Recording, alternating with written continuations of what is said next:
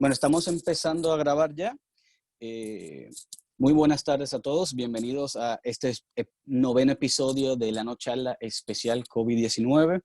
Esta es la segunda vez que estamos haciendo la introducción a este episodio. Tuvimos un problema de seguridad con los trolls famosos de Zoom, pero bueno, son las cosas que pasan cuando se hacen bien las cosas. O sea que pedirle perdón a todos los que están aquí dentro. Estas cosas pasan, lo sentimos muchísimos, ya lo tenemos ahora todo bastante controlado y esperemos que esto no vuelva a pasar de nuevo a medida que siga pasando la charla.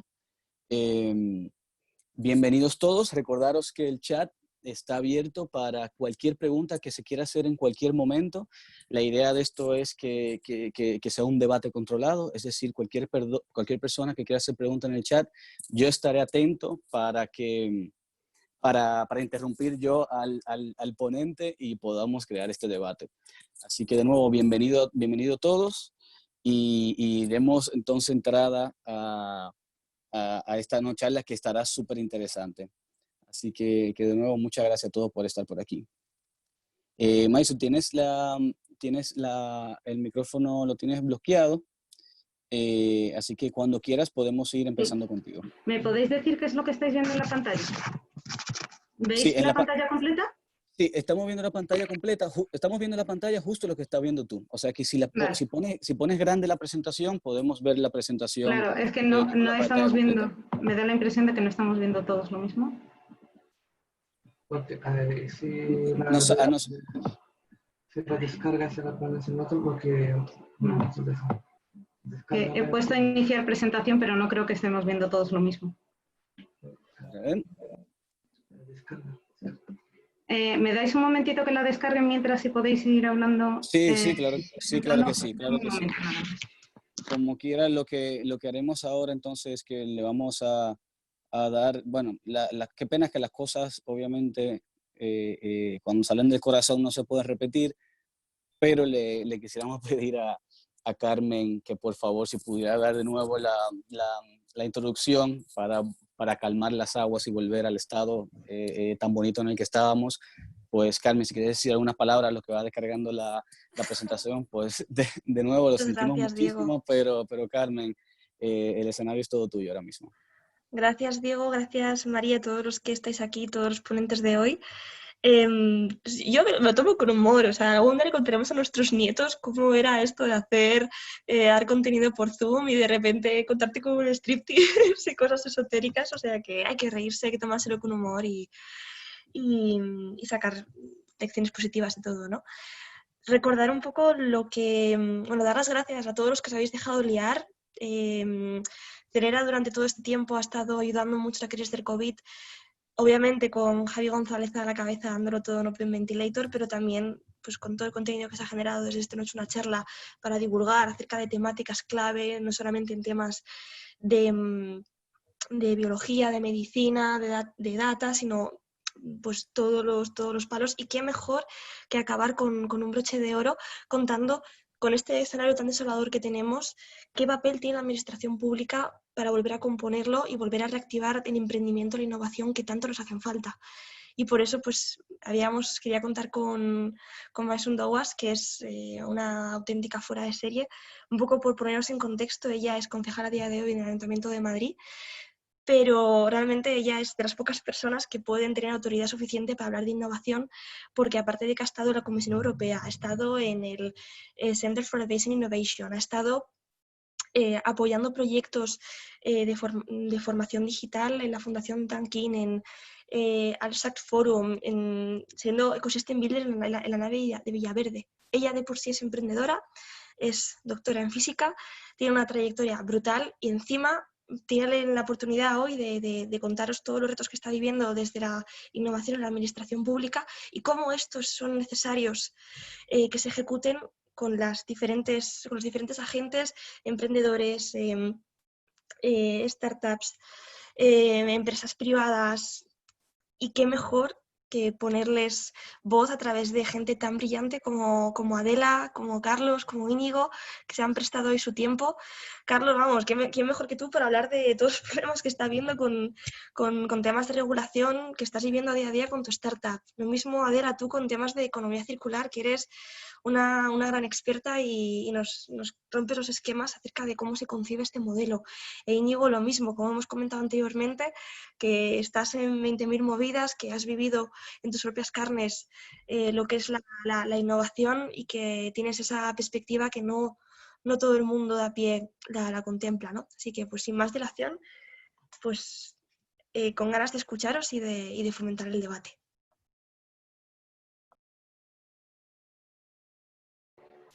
Pues muchísimas gracias y lamento las idas y venidas con la conexión para poder poner bien la presentación. Yo creo que ya todos lo veis bien. Vale.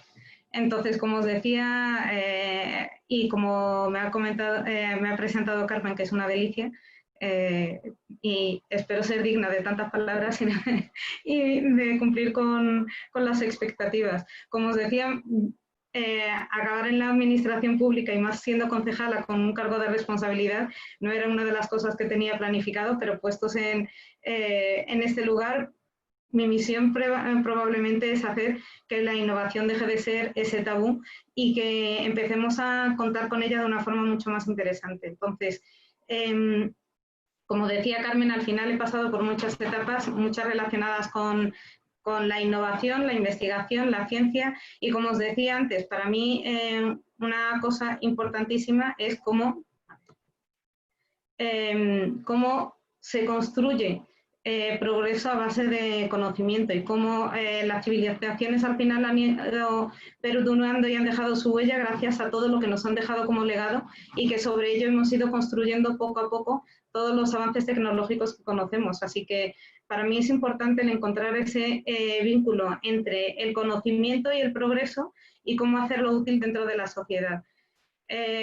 Como os decía antes, mientras estaba en la carrera no terminaba de encontrar cómo yo estudié físicas, entonces, cómo la física poco a poco iba formando parte de la sociedad. Veías los diferentes avances, pero no terminábamos de encontrar el link entre estudiar los estados electrónicos y cómo funcionaba un DVD o cómo funcionaban las pilas de litio que estamos utilizando estos días, ¿no? Entonces, casi la pregunta tabú era dirigirte a un profesor y decirle esto para qué sirve, ¿no? Entonces, básicamente porque la mayoría de los investigadores y la mayoría de los profesores entienden que están explicando la naturaleza, están estudiando nuestro universo y con explicarlo tienen suficiente, que ya habrá alguien que lo traslade a la sociedad. Y de hecho, gracias a esa forma de pensar, un 80% de las investigaciones y de los resultados que se generan en los diferentes laboratorios forman parte de, pues eso, de los estantes de nuestras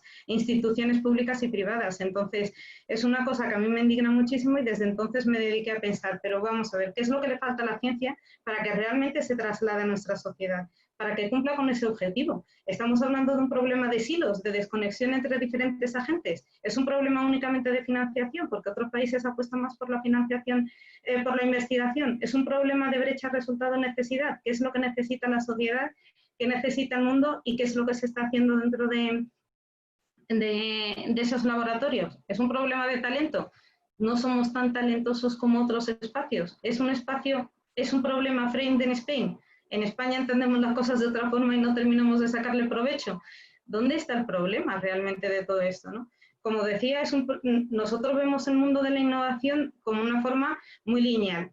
Bueno, pues investigas en algún momento, eso se convierte en algún resultado más o menos interesante, te da una idea, se lo expones a alguien, empiezas a prototipar, entras en contacto con otros agentes para ver cómo le puedes dar salida, empiezas a tener tus primeras validaciones y te lanzas al mercado. Y a medida que va pasando el tiempo, pues al principio necesitas mucha financiación porque es investigación básica y muy poco feedback, porque necesitas el feedback de los expertos y esa financiación va decreciendo y cada vez más necesitas la participación de otros agentes que te vayan orientando hacia cómo implementar de forma efectiva esos resultados del conocimiento hacia el avance y el progreso de la sociedad.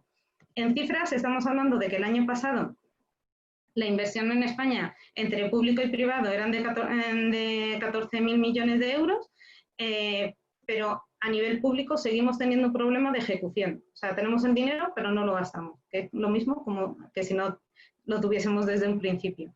Tenemos muchas empresas que están basadas en la innovación o que utilizan la innovación para aclarar las cosas. La innovación para mí y para el contexto en el que estoy hablando ahora mismo es esta parte final, casi desde la caja hacia el final. Tiene que ver con el último estado en el que ya sabes qué es lo que vas a aprovechar, cómo se va a beneficiar la sociedad de todo eso y qué potencial de crecimiento y de empleabilidad tiene esa tecnología en la sociedad. Pero luego te das cuenta de que el 46% del tejido empresarial en España lo forman mayormente pymes. ¿Es un modelo de éxito? Pues la verdad es que no lo sé. Pero comparándolo con otros países, vemos que en el Global Innovation Index, según las diferentes categorías que tienen, vemos que en Estados Unidos ganan por goleada por las patentes registradas y las patentes que superan, no solo que se presentan para ser registradas, sino que la que finalmente sí están utilizándose.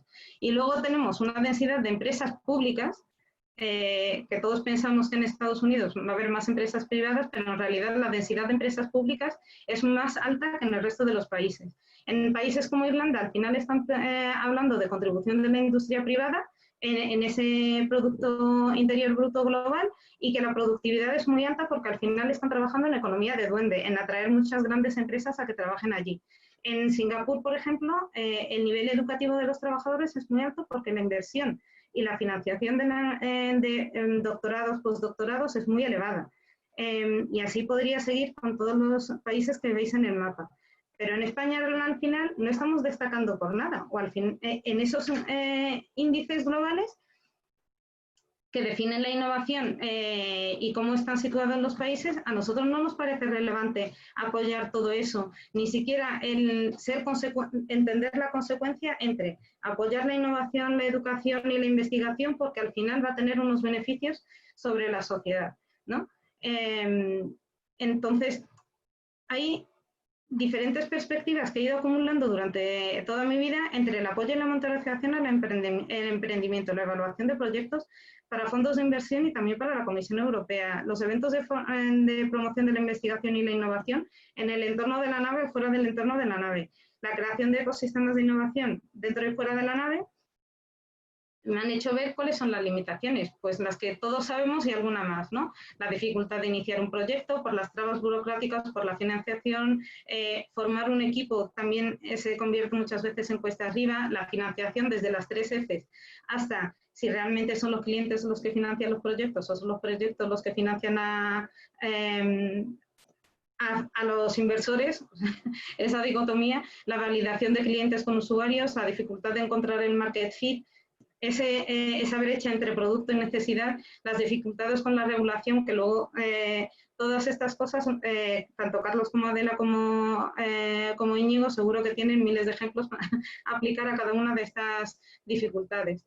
Pero al final nuestro entorno económico nacional versus europeo nos dice que tenemos un 98% de pymes, o sea, nuestro tejido empresarial está básicamente basado en pymes, que generan un 70% del mercado laboral, es decir, que de los egresados de las diferentes universidades, escuelas de negocios y tal, tienen que luchar por estar en ese 30% de las multinacionales, porque todos tenemos el foco metido en viajar, estar en proyectos súper molones y eso no lo asociamos a las pymes. Y luego que un 80% de esas pymes está facturando menos de 2 millones anuales. Así que por mucho que ellas intenten aplicarse en la innovación o darse en la innovación como consumidoras o como productoras, hay una realidad que al final se impone y con la que tenemos que convivir aquí en España. En comparación con otros países, pues somos un país en el que tenemos muchísimas pymes y nos superan muy pocos países por delante nuestro. Y es una cosa que llama muchísimo la atención sobre qué oportunidad de mercado tienen todas las innovaciones que se van generando, ¿no? pero por otro lado también nos obliga a pensar cuál es el destinatario final. O sea, cuando estamos hablando de investigar, avanzar, presentar resultados, innovar en diferentes productos, servicios, procesos, al final sobre quién recae, a quién beneficia y quién es el que tiene la responsabilidad real de hacerlo posible. Hay veces que pensamos que es la empresa y las grandes empresas, bueno, las empresas ya hemos visto que es un tejido súper fragmentado, pero que las grandes empresas normalmente lo asocian mucho con su responsabilidad social corporativa y lo vemos todos en los demo days que montan, las competiciones y los premios que están destinados o los reconocimientos que están dedicados a los emprendedores y las startups, ¿no? Focalizando la innovación al final en una figura que es la startup que todos conocemos. O bien son los estudiantes porque realmente ellos salen con ese empuje de comerse el mundo, que quieren más que arriesgar, atreverse con muchas cosas y derribar fronteras y silos. Pero también es un poco presuntuoso pensar que solo los estudiantes tengan que afrontar o solo los jóvenes tengan que afrontar ese reto. Y luego, por otra parte, tenemos la sociedad. ¿Es la sociedad la que tiene que absorber todo eso? De alguna forma, en los años anteriores hemos basado la innovación en un modelo de hipster importado en el que lo hemos relegado únicamente a la élite y se nos ha olvidado que todos podemos ser beneficiarios de la innovación de alguna forma, porque mejora algún aspecto de nuestro día a día. Y finalmente, de lo público. Si nos preguntásemos en qué pensamos al tiempo que nos hablan de público, pues pensamos en un modelo de educación en el que las tasas son muy bajas o son reducidas. Si pensamos en sanidad, volvemos a pensar en el mismo modelo en el que es el Estado quien cumple con todos los gastos, pero a nivel de innovación, estamos esperando que sea el Estado quien inicie esos centros de innovación, los subvencione y los pague, o estamos esperando que sea él quien los implante, o estamos esperando que sea quien los financie. ¿Qué figura, qué rol le estamos dando al Estado dentro del marco de la innovación finalmente? Y yo creo que la concepción de Estado y lo público, lo de todos, es lo que tiene que empezar a cambiar dentro de nuestro sistema de gestión administrativo. ¿Por qué? Porque, entre otras cosas, empieza a faltar esa mano facilitadora, esa mano neutra, ese agente neutro que pueda generar esa confianza sin que eleve las sospechas de nadie. Que realmente cuando diga los procesos de innovación son necesarios para el avance de la sociedad, lo diga con un respaldo que genere confianza en todos los sectores de la sociedad, que no eche para atrás a nadie, que no sea una cosa interesada, que la creatividad y la superación de obstáculos no sea una cosa de personas muy motivadas, sino que esté al orden del día, tanto en los currículums educativos como en cómo estamos participando en la mejora de nuestra sociedad y nuestra calidad democrática. En que promocionar los procesos y los ecosistemas no sea solo vamos a darle a este proyecto que es buenísimo, sino vamos a darle al resultado de nuestro ecosistema un premio que se lo merece, porque todo el ecosistema es merecedor de este gran esfuerzo, de este premio, aunque lo reciba tal persona o tal proyecto o tal institución. Y luego mejorar muchísimo los mecanismos de inversión. No estoy hablando de que nos olvidemos de la financiación pública, porque es una cosa muy importante, pero se tiene que diversificar para que no sean todo convocatorias que al final, a través de toda la traba burocrática y la fiscalización elevada, echen para atrás proyectos que podrían ser decisivos para nuestro progreso. Y el estado del alarma al final nos ha llevado a entender que esa innovación deep tech, basada en investigaciones científicas, es la que ha provocado la fabricación de respiradores y de mascarillas y los kits de detección, que la innovación digital es lo que nos ha permitido que el sistema se mantenga, aunque nos hemos ido a nuestras casas a trabajar de forma telemática y la administración pública siga dando respuesta, que la innovación al final no es ni deep tech ni digital, la innovación es de todo y en todos los ámbitos de la vida podemos trabajar en ella y podemos aprovechar esos beneficios.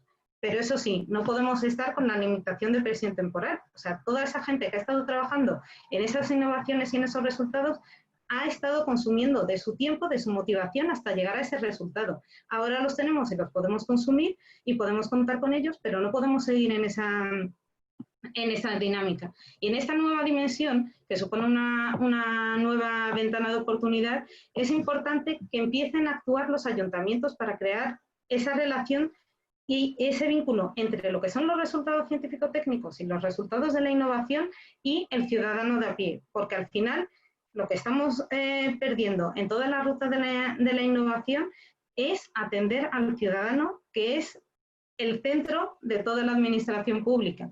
Toda la administración pública al final está para el servicio de la ciudadanía, y si los ayuntamientos no forman parte de esa cadena de valor, realmente estamos perdiendo todo el esfuerzo que estamos haciendo y el reconocimiento que le tenemos que dar a todo el ecosistema, tanto innovador como investigador. Por eso mi propuesta para todo lo que os he comentado es reducir todas las trabas burocráticas para que los autónomos implicados y autónomas implicados en las empresas innovadoras tengan un sistema especial de contribución a las arcas públicas y que no vaya en contra de sus actividades empresariales, porque todos sabemos que arrancar cuesta. Que las administraciones públicas empiecen a generar ese conocimiento propio básico de innovación, y que cuando tengamos que acercarnos con un proyecto no sea contarle a cada uno de los funcionarios de nuevo todos nuestros proyectos y que nos enseñen cómo superar esas trabas burocráticas. Que esas licitaciones públicas que al final tienen que salir, si el Estado tiene que financiar no solo los kits de diagnóstico, no solo los respiradores, sino toda la carga digital y la transformación digital y otros muchos proyectos. Y eso no se tiene por qué licitar a grandes empresas únicamente, sino que se tiene que distribuir cada vez más en pequeñas empresas y pequeños autónomos que aporten ese saber hacer innovador y que su capacidad de respuesta esté al orden del día. Y una cosa muy importante, el dar paso a los sandbox, a los espacios de testeo y pilotaje de diferentes iniciativas, desde las propias de salud para probar Alzheimer en los centros de mayores y los centros de día, a los nuevos modelos educativos en los colegios, en las escuelas infantiles, hasta las universidades, hasta la digitalización de procesos para población vulnerable o la detección de diferentes patologías sin la necesidad de tener que hacer esos test masivos que hoy estamos haciendo. Y abrir esos sandbox significa que luego hay que ser consecuentes para saber cómo vamos a modificar toda la regulación que hoy por hoy está impidiendo que la innovación se abra un camino en un modelo de gestión. Pero también es importante priorizar las empresas innovadoras y las startups en todo lo que tiene que ver con su financiación. Todas las líneas de avales que han salido y han sido anunciadas tienen unas características que casi blindan que un proyecto innovador por su característica pueda ser perceptor de ese tipo de ayudas, y al final nos estamos jugando el que años y años de trabajo en soluciones innovadoras necesarias para la sociedad acaben otra vez en un cajón. Y luego bonificar todos los test que se tengan que hacer. No tiene por qué ser una cosa que vaya a costa de una de las partes cuando en realidad nos estamos beneficiando todos. Como os estaba diciendo, la financiación de los proyectos innovadores muchas veces tienen que ver con cómo están gestionando sus flujos de caja, y ayudarles en ese sentido es una cosa muy necesaria. Los espacios industriales, como muchos de vosotros habréis visto, siguiendo lo que ha pasado con los respiradores, como con la fabricación de mascarillas y de pantallas, necesitando un espacio físico donde ocurrir y ayudar a esos proyectos a establecerse en ciertas ciudades y en ciertos barrios, probablemente vaya a ser uno de los motivos por los que se reduzcan las tasas de paro y al final generen un trabajo cualificado. Los fondos específicos para coinversión directa son una cosa que ya se están utilizando en otros países y en los que nosotros no estamos utilizando de forma intensiva, sobre todo en sectores que son hiperestratégicos, como se ha demostrado, en energéticos sin ir más lejos, o los que tengan que ver con la gestión de residuos en un futuro no muy lejano. Y ya finalmente el asesoramiento específico para reducir todas las trabas burocráticas, porque realmente son un lastre, y tenemos un reto por delante, que es el de la digitalización, que también es el reto de el mantenerse y crecer. Y eso no puede ser únicamente una financiación dada a las empresas, sino que se tiene que hacer de una forma coordinada para realmente asegurar que esa financiación está llegando al espacio y va a generar el crecimiento económico que todos esperamos. Y ese es el modelo. Así que muchísimas gracias y esperando todos vuestros comentarios.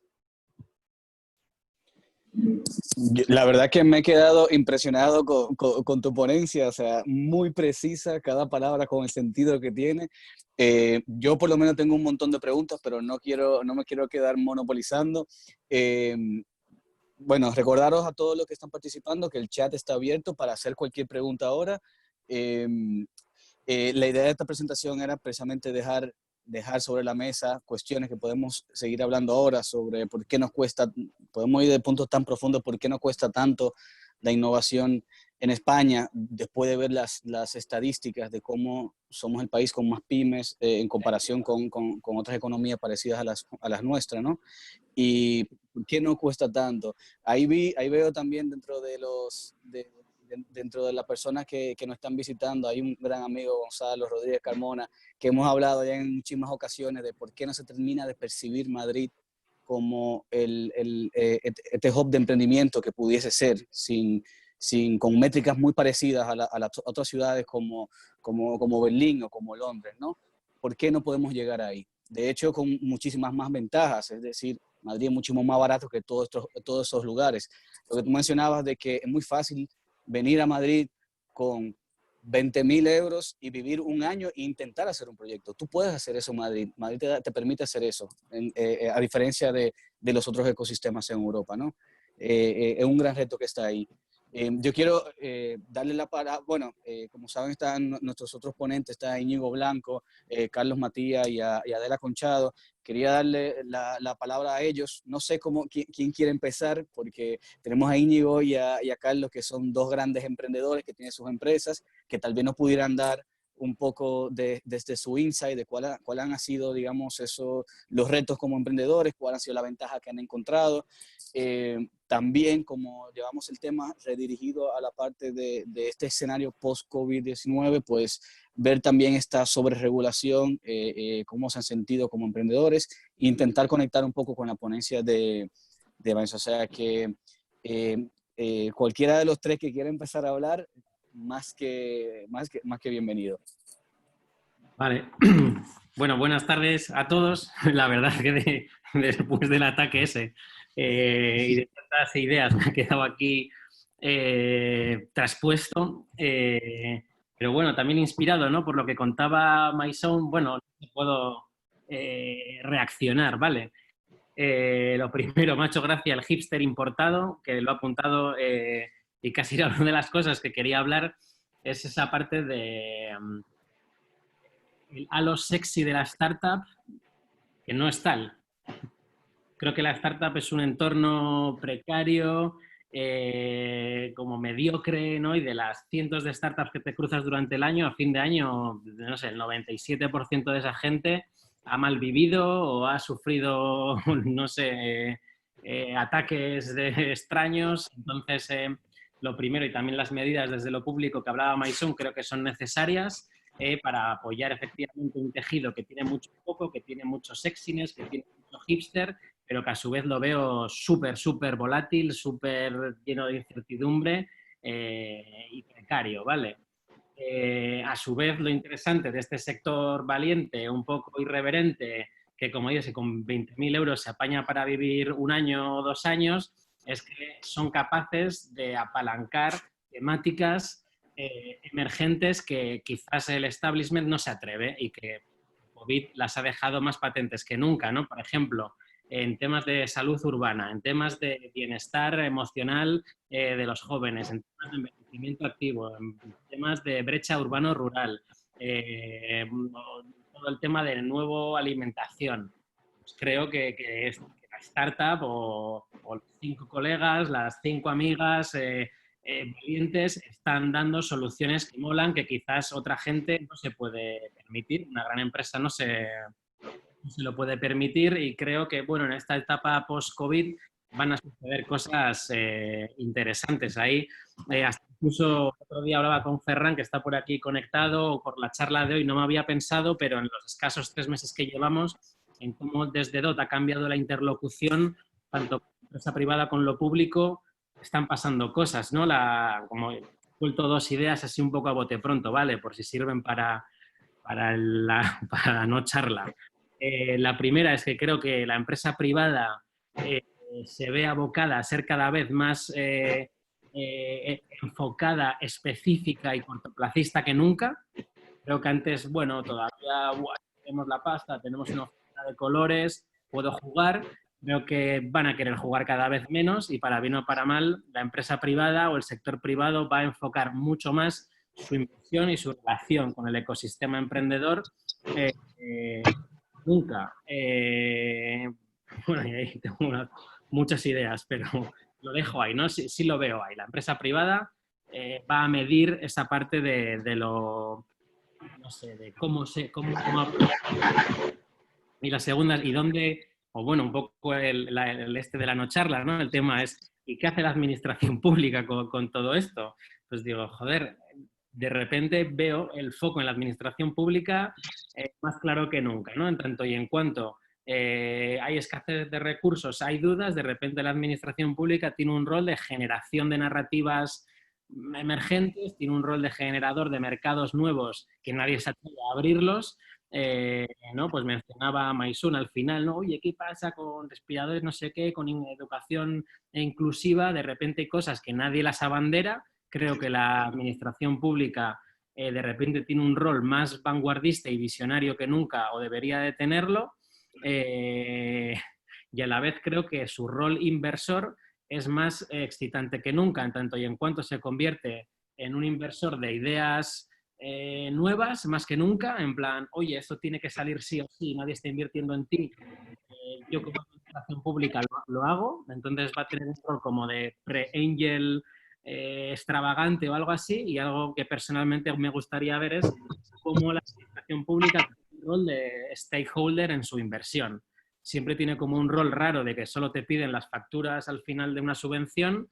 Creo que tiene que dar un paso más allá y casi ser, no sé, parte del board de tu empresa, y esa es su forma de ser un agente regulador de mercado, formar parte de las empresas innovadoras.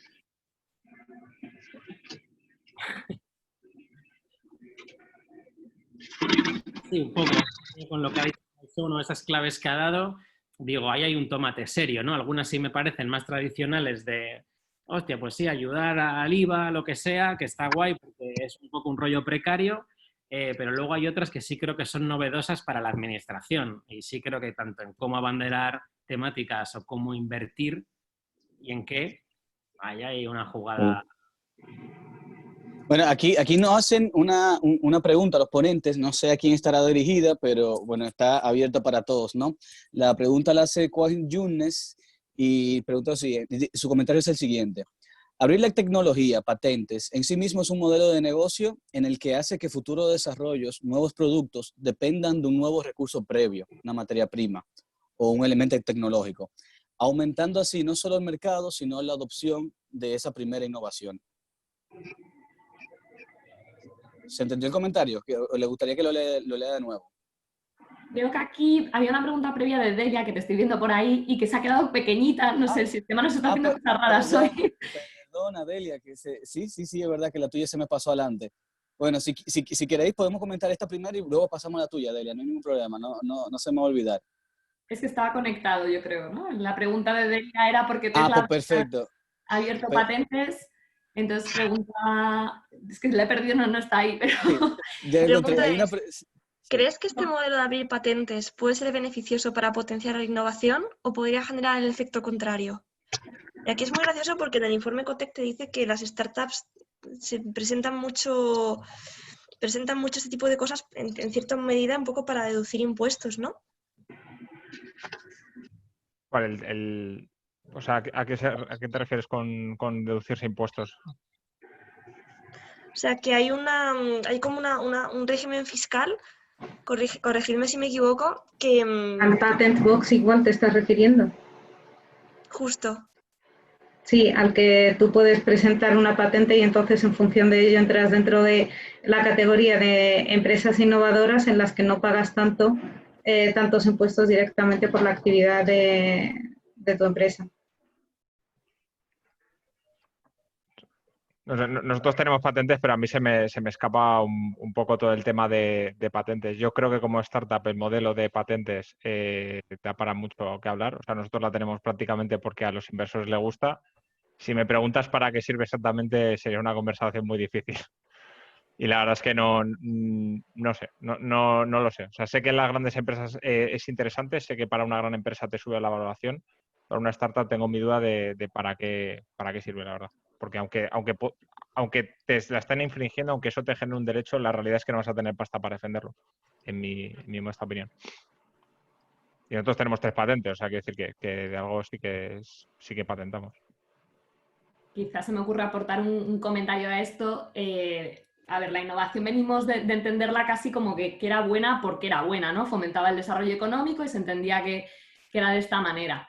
En los últimos años estamos entendiendo cada vez más la innovación como respuesta a retos, porque han surgido unos retos muy importantes. En el momento en el que consideras que la innovación da respuesta a unos retos, todo lo que ayude a alcanzar el reto, bienvenido sea. Y desde ese punto de vista, la liberación de patentes, si realmente te crees mucho que quieres resolver este reto, debería ser lo más coherente para las empresas, ¿no? Si Tesla realmente hace de su propósito, si lo tiene incorporado realmente y quiere impulsar la transición energética, la forma más inteligente de acometer el reto es abrirlo, que más gente pueda subirse al carro, que esto escale y que vayamos a tiempo a resolver el reto. Creo que es un cambio de paradigma que, bueno, no sé cuántos intereses, también seguro que habrá algún tema fiscal por ahí, como apuntaba Carmen, puede haber otras connotaciones, pero lo que está claro es que desde la administración pública, si estamos hablando del rol que tiene que tener la administración pública, desde luego que debería de ser de fomentar que esto ocurra, ¿no? Que la innovación sea cuanto más abierta posible, porque el conocimiento al final, si es un bien público, cuanto más tengamos acceso a él, mayor será la capacidad de activar soluciones en torno a ese conocimiento. Así que para mí sí que sería una tendencia a empujar desde la administración pública. Entiendo que la patente viene bien a quien la puede hacer entera, a quien la desarrolla, la piensa, la pone en el mercado, la cobra, pues ahí de medio puede venir bien. Pero claro, para una startup que puedes hacer un poquito de todo eso, pues quedártela, no sé. Hombre, pero también es verdad que yo creo que nosotros en España tenemos que buscar todavía nuestro modelo de emprendimiento y nuestro modelo de innovación.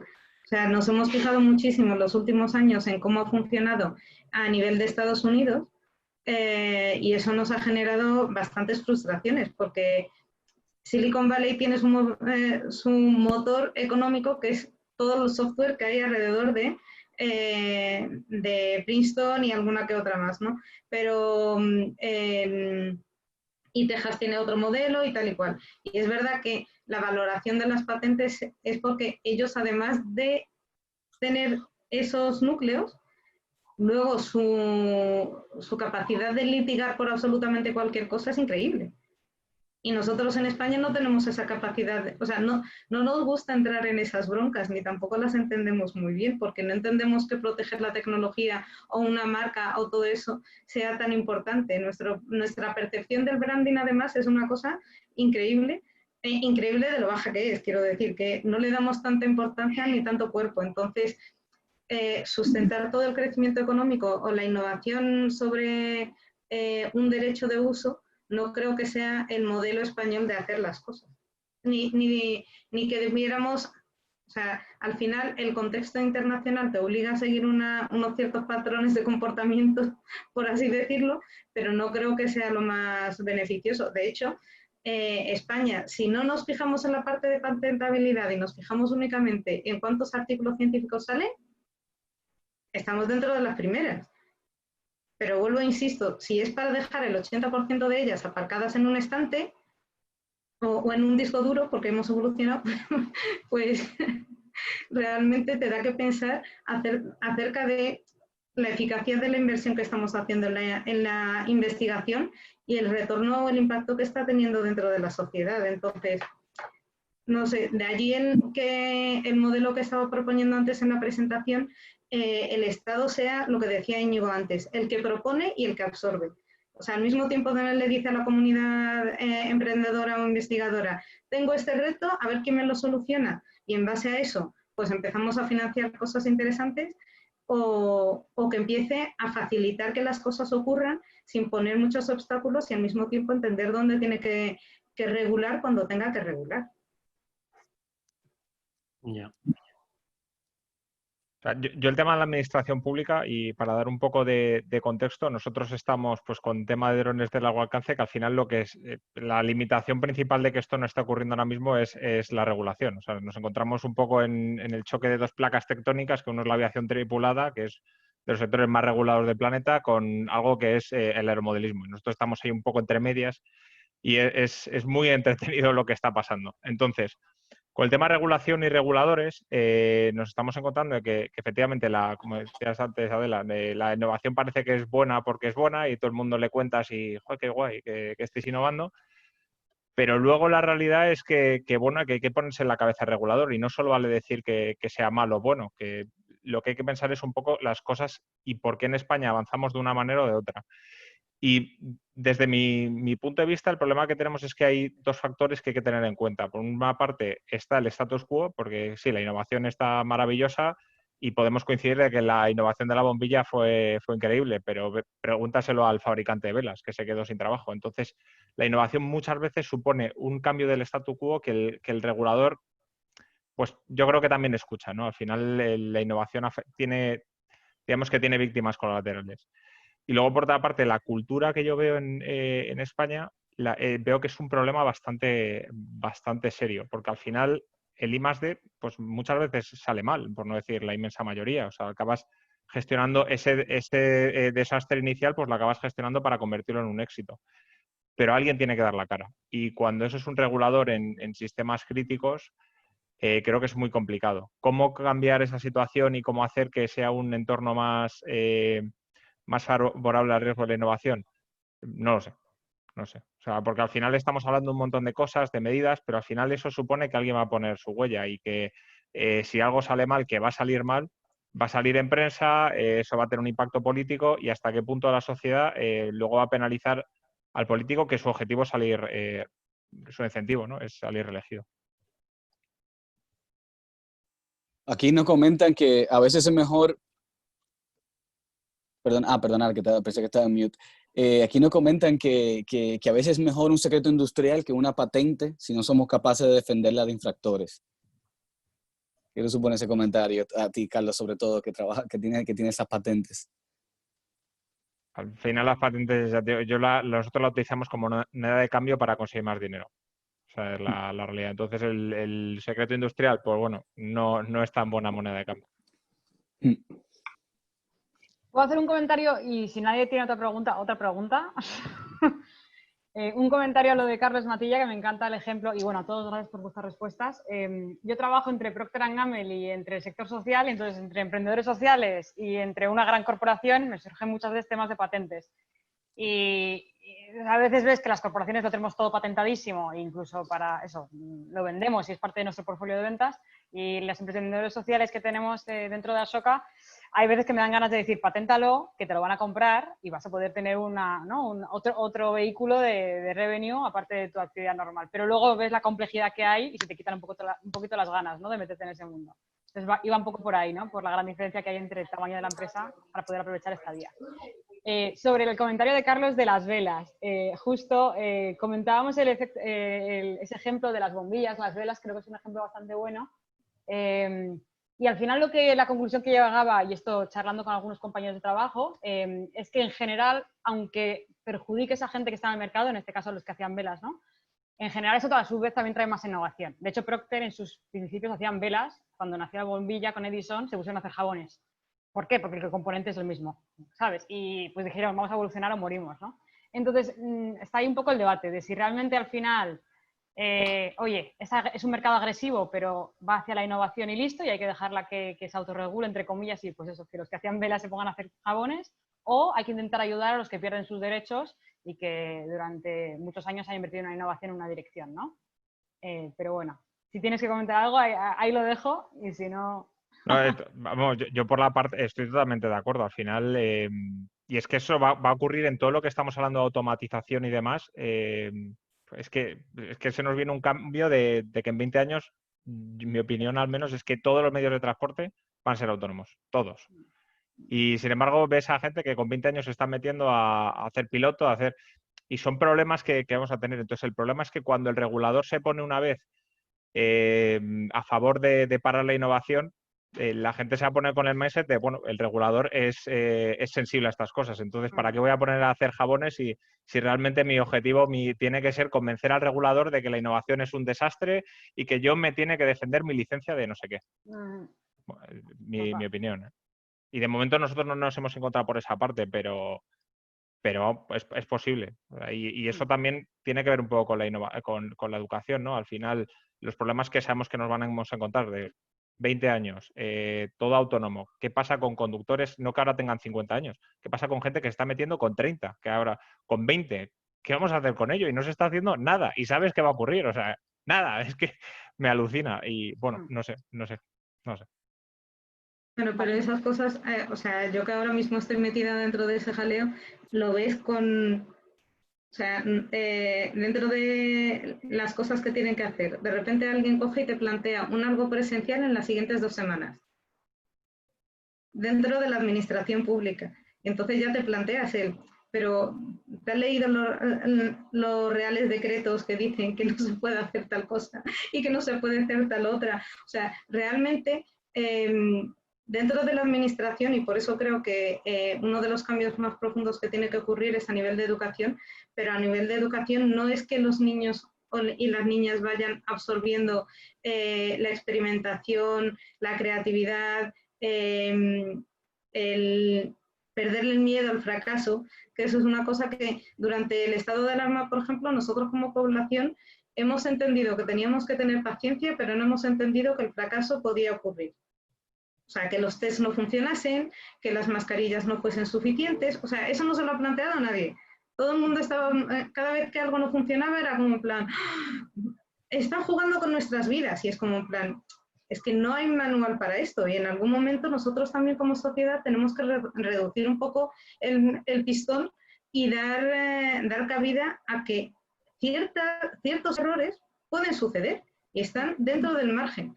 Entonces, eso no, tiene que ver un poco con lo que decías de la cultura que tenemos que llevar dentro de transformar en los siguientes años. A mí me hacía muchísima gracia, entre comillas, cuando en la nave venían a hacer los programas de transformación de cultura digital por todos los rechazos que provocaba dentro de las empresas y todo eso, ¿no? Entonces, de repente llega el estado de alarma y te obliga a esa transformación digital en esto. Ya está, se acabó. Tienes que ponerte con el Zoom, el teletrabajo, las llamadas, saber que no te vas a levantar y vas a resolver algo con una palmadita en la espalda, sino que tienes que hacer alguna que otra cosa.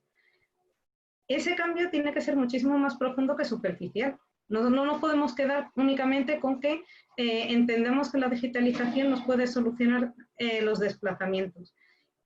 Y hasta que no lleguemos a ese cambio, pues la innovación no se va a implantar. Pero también es verdad que desde la administración, el hacer partícipe a la sociedad de esas pequeñas transformaciones va a hacer que sean más, que se aceleren de alguna forma. Entonces, si tú pones un programa de sandbox en el que tienes que implicar a parte del ayuntamiento, parte de la empresa cual, parte de la sociedad civil, sea cual sea, y parte de pues, patronatos, sindicatos y todo eso. El primero fracasará, el segundo ya veremos, y en el tercero la gente entenderá cómo tiene que hacer ese proceso de Open Innovation basado en sandbox. Pero eso es una cosa que se tiene que hacer de alguna forma. O sea, no puede estar basándose todo el rato en el esfuerzo que hacen otros al margen de una administración pública que es monolítica, que entiende que hasta que no ocurren las crisis, aquí no se cambia nada. Entonces, yo creo que si algo ha servido, de algo ha servido el estado de alarma es hacer entender al regulador que tiene que ser flexible. Yo tengo una inquietud sobre esto. El otro día comentaba con Javier González, que está por aquí, lo crítico, ¿no? que comentabas tú también, Maison, de, joder, estamos en una cuenta atrás acerca de cómo flexibilizar todos estos trámites para que efectivamente la implantación sea real y viable. De hecho, las medidas que has comentado las estás defendiendo a día de hoy en el Ayuntamiento, las mesas de constitución, o sea que esperamos que por lo menos la mayoría de ellas realmente lleguen a buen recaudo, se materialicen y nos representen un poco al colectivo emprendedor. Y realmente, o sea, ¿cómo está el estado del arte a día de hoy? O sea, lo comentaba porque creo que Javi lo tiene bastante reciente ahora con Open Ventilator. El cómo la administración está materializando eso o está introduciéndolo dentro de... Sí, o sea, sobre todo, ¿qué tipo de problemáticas diarias hay? Y qué, o sea, como qué margen tenemos para realmente ver cómo esto va a cambiar, por ejemplo, en el próximo año. O sea, nosotros en las mesas de reconstrucción de Madrid que estamos teniendo estos días, o sea, ya estamos poniendo en marcha una parte de innovación democrática que no se había visto. ¿Por qué? Porque vosotros no os imagináis lo regulado que está la representación democrática. O sea, hay unos plenos, hay unos cauces, hay unos procedimientos. Si quieres pedir una información, da igual cual sea, tienes que abrir una hoja de petición de información, elevarla al área que sea para que el funcionario que sea te recabe los datos, te los vuelque otra vez en tu correo. O sea, quiero decir que todo está tan procedimentado que saltárselo supone que te está saltando las reglas. O sea, estamos llegando a ese nivel, pero esto también lo hemos provocado nosotros como sociedad porque hemos creído que así era como las reglas eran claras para todo el mundo, ¿no? Entonces, de repente, cuando se está alterando toda esa representación democrática y todos esos procedimientos tan súper hiperregulados, se están favoreciendo situaciones, se están dando situaciones como que nos saltemos las normativas de comisiones, seguimiento y control al gobierno, que es lo que hacemos la oposición, a sentarnos en unas mesas de diálogo que no están escritas en ningún sitio, gracias al que creemos que la sociedad está confiando en nosotros porque estamos en un estado de alarma, y que eso es prioritario a todo el marco regulatorio con tal de que se ofrezcan unas soluciones que permitan salir del estado en el que estamos ahora mismo. Y eso significa que ideas que antes eran marginales, por ejemplo, el que las ayudas sociales se puedan pedir a través del teléfono o a través de una aplicación, eso no se hacía antes. Antes las personas vulnerables tenían que ir físicamente a una junta de distrito, a la asistenta social, a que estudiase en una entrevista cómo estaban, que ella valorase si tenía que hacer el desplazamiento al domicilio para hacer la evaluación completa y luego sobre eso definir cuál es o sea, qué atención se le va a dar, en qué margen y durante cuánto tiempo. De repente todo eso ha desaparecido y ahora tenemos una aplicación informática. Eso, en condiciones normales, significa año y medio de desarrollo, tomas y dacas, hablar con los grupos municipales, ver cómo lo hacemos, los sindicatos, no sé qué, no sé cuánto, pero la urgencia ha implantado una nueva metodología. Y lo mismo va a pasar con otras muchísimas cosas y gracias a esas 4 mesas, medidas que iban a tardar años en establecerse dentro de Madrid, las vamos a tener en pocos meses. Pero porque de alguna forma hemos innovado, hemos creado un espacio nuevo que antes no estaba, ni existía. Y la facilidad de llegar a acuerdos tiene que ver con esa voluntad de superación del momento y que los políticos salgan de esa ideología que les enmarca y que les guía a estamos aquí por la ciudadanía y por superar el momento. Entonces, por eso yo soy optimista en el sentido de que la innovación se va a acabar implantando y el resto de la sociedad solo tiene que ser un poco más flexible en cuanto al número de fracasos que puede permitirse o que puede tolerar. Entonces, fracasos pensados en se tenía que atender a 100.000 personas y se han atendido a 98.000. ¿Se ha dejado gente por el camino? Pues igual sí, pero es una cuestión de iterar sobre el modelo para que la próxima no pase. Entonces, allí hay una responsabilidad compartida entre qué permite la sociedad y qué puede hacer el representante político que, como bien decía Carlos, al final la gente termina contando votos. Y esa es la realidad. Pero también eso es decía responsabilidad compartida porque somos nosotros al final los que votamos.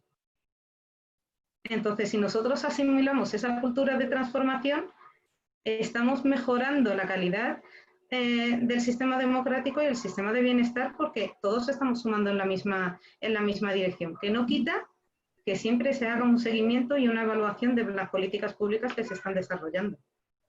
Creo que Adela quería decir algo.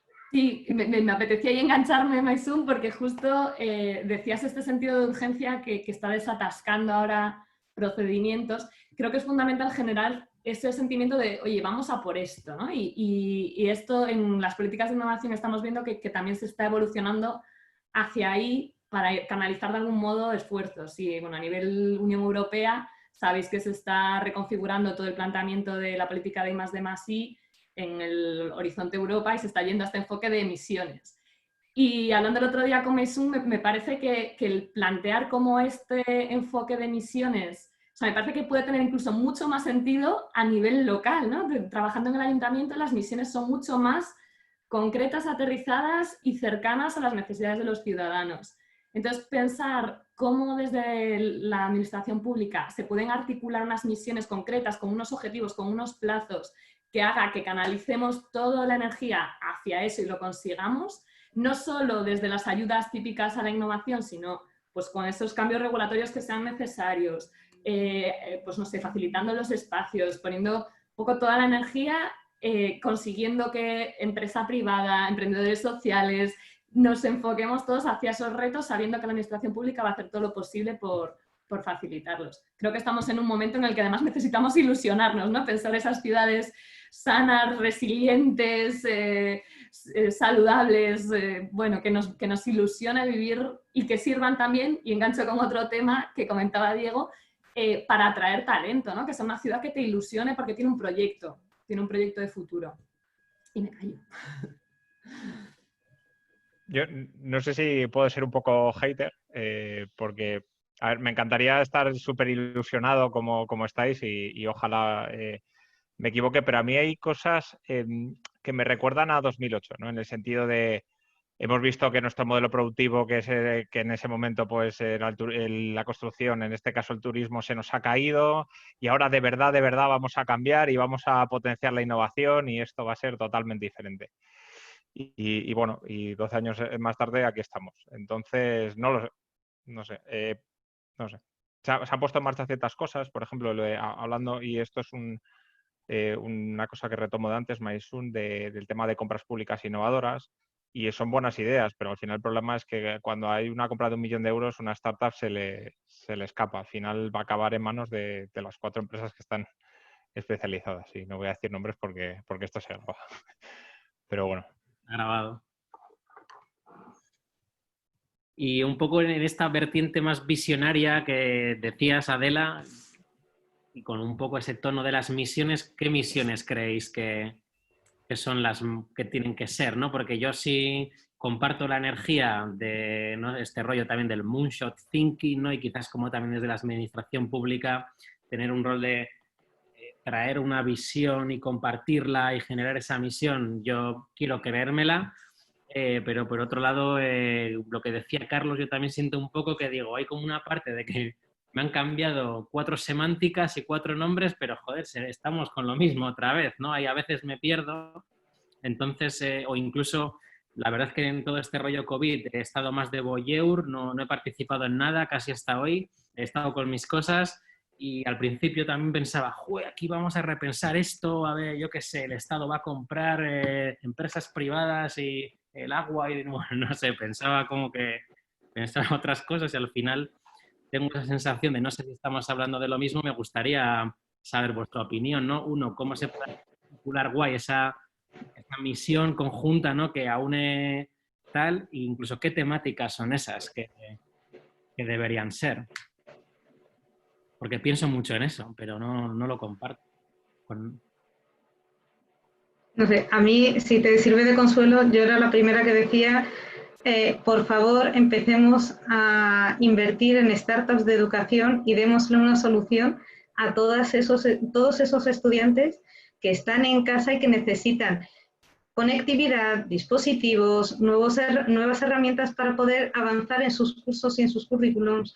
No nos podemos permitir otra generación o varias generaciones afectadas por todo esto. Así que sí, yo también tenía la esperanza de que hiciesen algún paso en ese sentido, pero creo que había muchas cosas entre medias.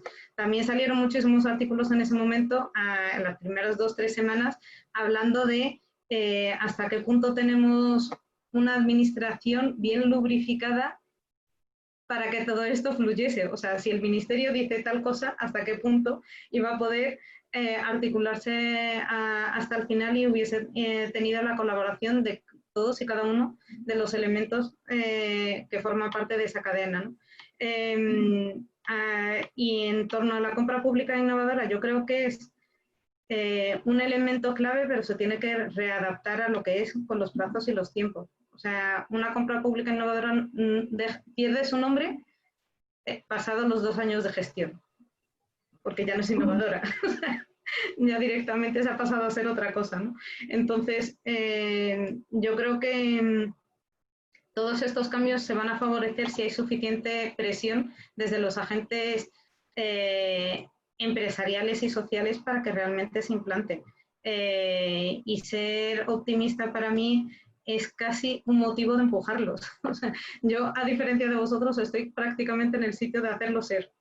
O sea, hacer que esas cosas al final funcionen. Entonces no puedo permitirme perder la esperanza.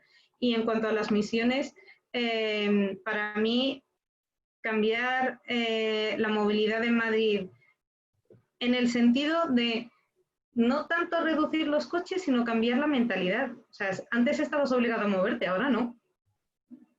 Entonces, como ahora no tienes esa obligatoriedad, pues disfruta un poquito más de las cosas y hagamos que sea posible que puedas canjear la obligación de antes con la libertad de uso de plataformas digitales, de que tus trámites los puedas hacer de forma diferida. O sea, ya no lo tienes que hacer a las 9 de la mañana, lo puedes hacer a las 11 de la noche si te apetece, mientras ves la tele. Entonces, hay muchas cosas que van a facilitar el que seamos más dueños de nuestro tiempo y que descongestionemos un poquito más la ciudad.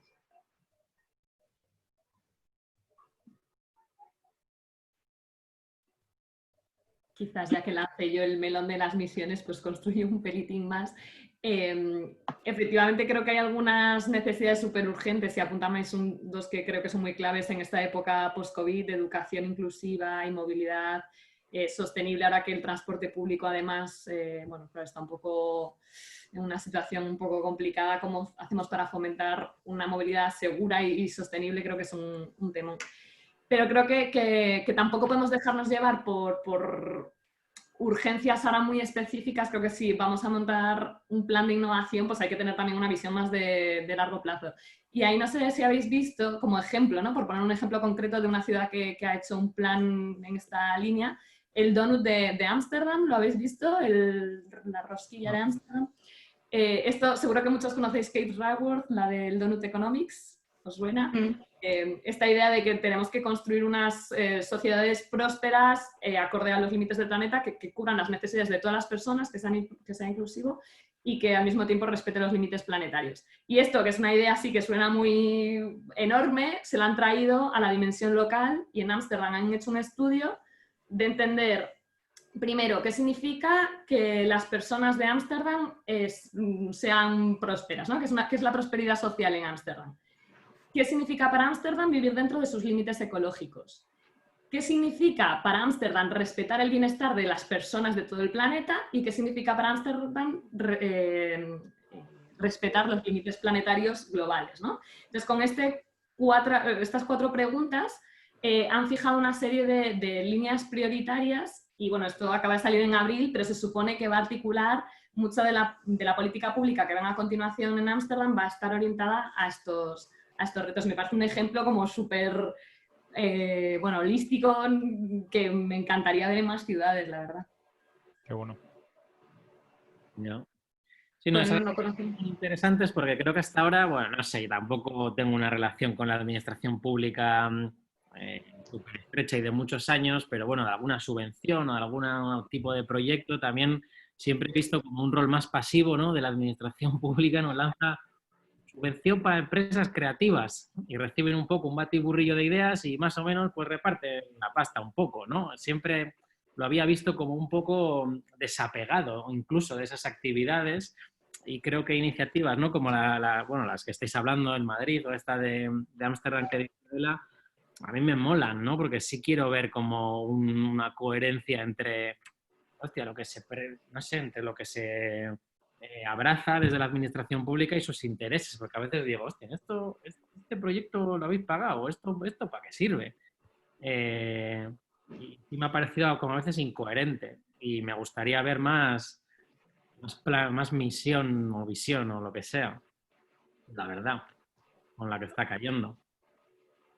Hay, por ejemplo, en Pamplona están haciendo un tema de pilotos. Llevan creo que un par de años, que es Pamplona Lab o Smart Lab o algo así, y la verdad es que ese tipo de cosas están muy bien porque al final el ayuntamiento no pone de pasta física, pero sí da la opción de hacer pilotos y de ahí surgen relaciones y luego ya pueden sacar una forma de contratación pública y creo que se puede avanzar mucho por ahí porque aunque solo sea pues a la startup ya le das un sello de calidad que al final puede multiplicar, o sea que se pueden multiplicar los fondos que tiene y por otra parte pues la ciudad se beneficia de ver un poco por dónde están las cosas, ¿no? Y bueno, creo que se podrían hacer muchas cosas, pero al final lo que ves es, vamos, yo he visto aquí en Navarra, es que al final cuando ha apostado la Sociedad de Desarrollo de Navarra, el SODENA, y ha apostado por alguna empresa y se ha salido mal, pues enseguida sale en prensa y ya es que estos han hecho no sé qué y entonces claro, dices, pues si es que es normal, si yo estuviera de gestor también me miraría muy mucho todo porque si voy a hacer algo, aunque sea un poco arriesgado, si sale mal, que es probable porque es arriesgado, van a venir a por mí. Entonces, no sé cómo resolver eso. Pero sí, lo que dices es verdad, también porque hay mucho ruido startupero, ¿no? Tú ves la web de la startup y tiene un montón de premios, de equipo, de no sé qué, y parece todo muy bonito y si rascas no han vendido 5.000 euros en un año.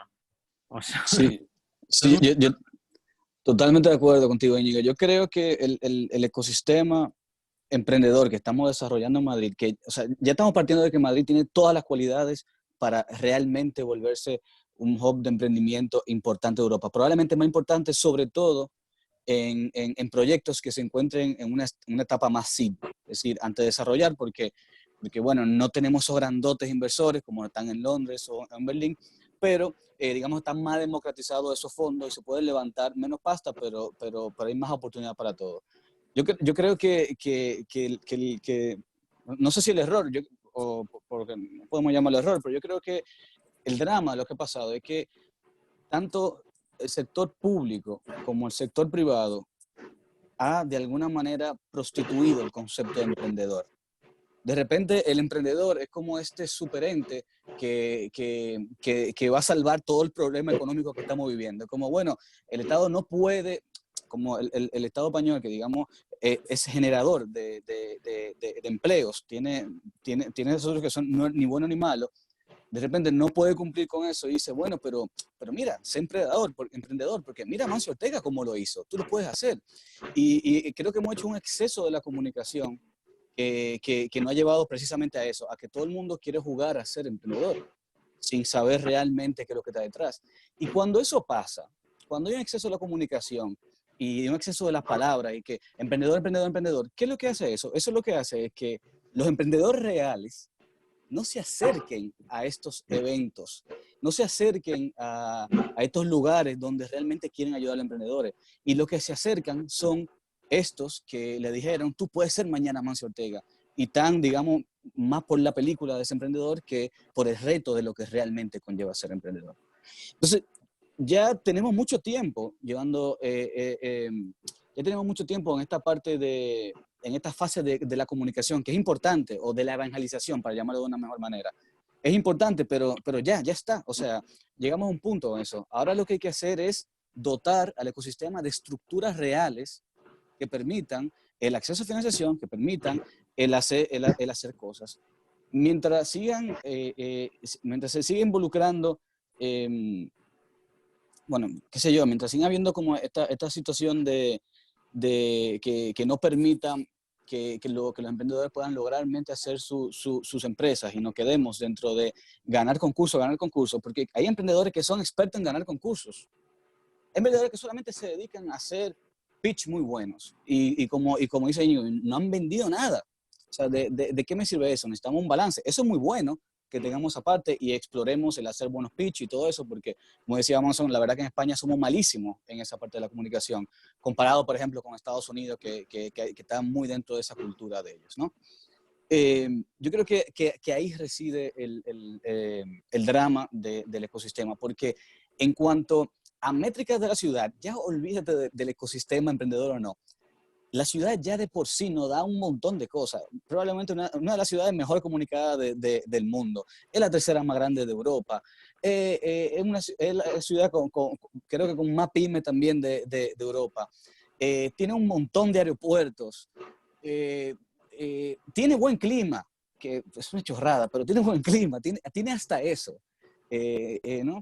Entonces, no sé, yo creo que estamos en un punto donde hay que sentarse y decidir bien qué es lo que queremos hacer. ¿Queremos jugar a ser emprendedores o queremos jugar a ser emprendedores y vender la política de todo el mundo puede ser emprendedor, o queremos conseguir realmente a emprendedores como lo han hecho otros ecosistemas como Londres o Berlín?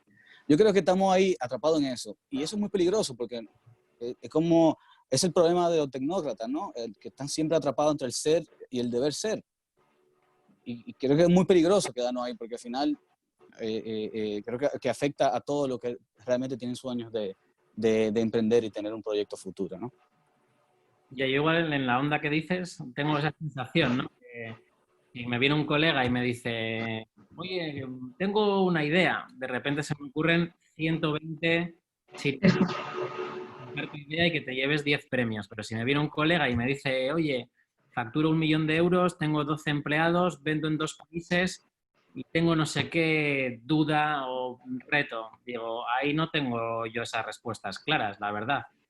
Y ahí yo creo es donde la gente se va a otro lado. Creo que el soporte en la complejidad aquí no lo encuentras. Igual en ciertas industrias, pues en Valladolid sí, en otras en Cataluña sí, pero si no te vas a Hamburgo a hacer no sé qué, o acabas en Ámsterdam. Igual. Yo estoy de acuerdo también contigo, Íñigo, de que se ha creado como un sexiness detrás de la figura del emprendedor, que todo lo que queremos entonces hacer los emprendedores es súper innovador. O sea, todos queremos ser o Steve Jobs, o queremos ser Jeff Bezos, o queremos hacer esa, no sé, es como, esto es muy personal, ¿no? Pero como toda esa parte del ego de querer ser el más grande, el que cambie todo. Y no sé, probablemente lo más importante es fomentar emprendimientos que sean más sencillos y que vayan de la mano con las necesidades reales que tienen, porque la innovación no es de repente crear Facebook, es simplemente una mejoría dentro de un modelo tuyo que ya funciona. Y tal vez lo deberíamos hacer, porque la industria más importante de España, ¿cuál es? La de los servicios. Y hay un montón de innovación dentro de los servicios que pudieran haber, y más ahora con todo el COVID. O sea, hay que reinventarse sí o sí, porque nuestra industria básicamente está basada en servir caña y atender a la gente. Y eso, no todo tiene que ser eso, no todo tiene que ser eso, pero ahí pueden haber puntos de innovación muy interesantes que yo creo que estamos saltando por jugar a hacer otras cosas, ¿no? Pero básicamente porque realmente no hemos entendido, o sea, vuelvo al principio, ¿no? ¿Qué confianza le damos al emprendedor? O sea, cuando alguien llega, y esto yo lo he vivido en primera persona, de repente llega alguien con un proceso para reducir residuos en cafeterías, ¿no? Entonces, tiene que encontrar a no sé cuántos establecimientos para empezar toda una actividad y no sé. Superar esa primera barrera de confianza es durísimo. Y luego te encuentras con los mentores que te dicen, no, es que no tienes definido tu value proposition. Dices, vale, o tu unique selling point, ¿no? Y dices, pero es que eso es una cosa, la pescadilla que se muerde la cola. Si no preguntas a la gente no te contesta y no tienes engagement, pues al final no vas creciendo y no vas haciendo que esa idea se vaya transformando en acción, ¿no?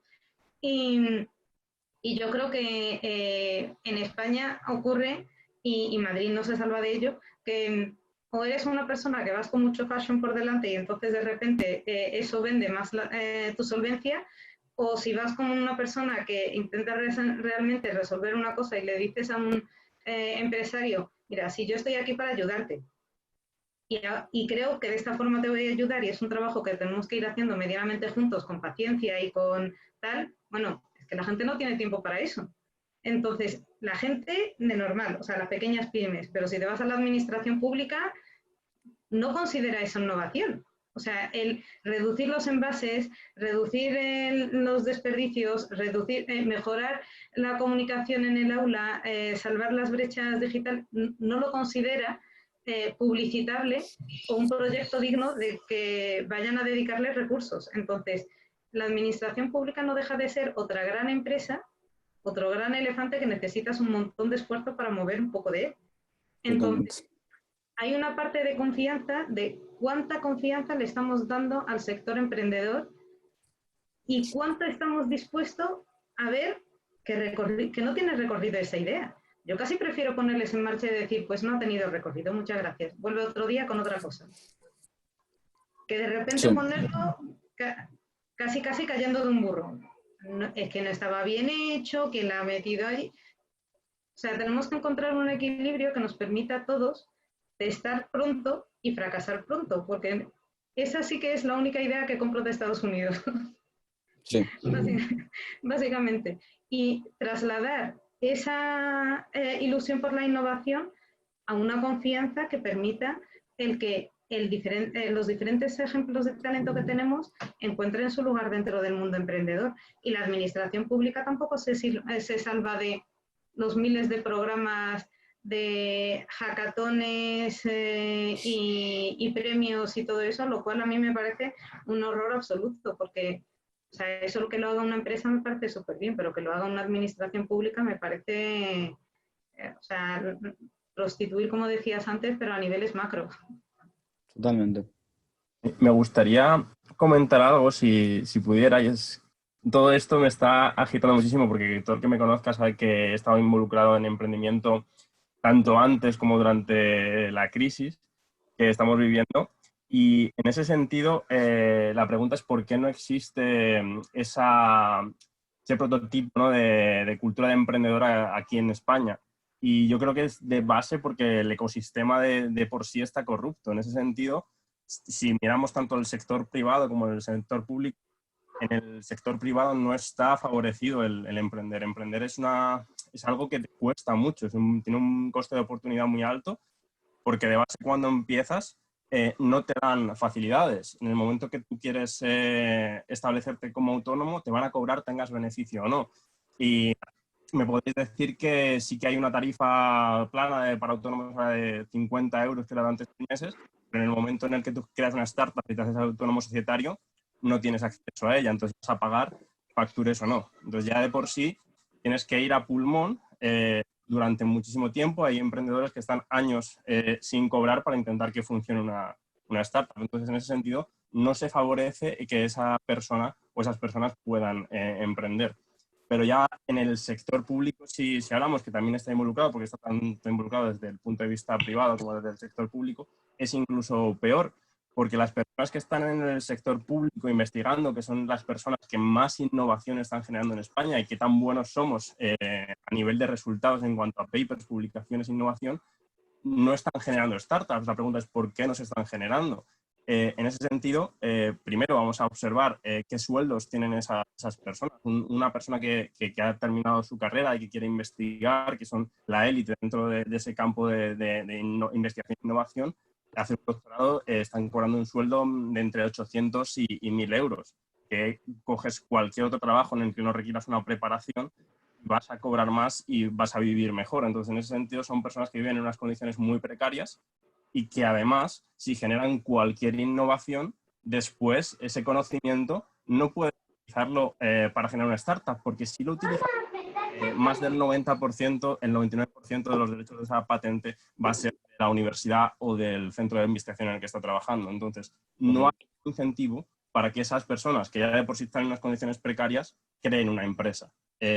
si la crean, y esto lo he vivido personalmente, lo primero que reciben en el momento que hablan con los organismos de transferencia de sus respectivas entidades son amenazas. Es decir, si haces esto, esto, vas a sufrir estas consecuencias. No les permiten tener más de un 10% de participaciones en la empresa y son todo pegas en ese sentido. Entonces, si ya tienen unas condiciones precarias y en el momento en el que consiguen un puesto fijo como funcionario, van a tener ese sueldo, hagan más o menos, no se incentiva esa proactividad, pues ¿para qué me voy a meter en estos problemas si voy a cobrar lo mismo, haga una cosa u otra? Entonces, si existieran esos incentivos, aumentaría enormemente la cantidad de pymes, de startups, de spin-offs que se generan en los sectores públicos. Estamos invirtiendo muchísimo dinero en investigación y no se está aprovechando porque no les permitimos crear empresas a partir de allí.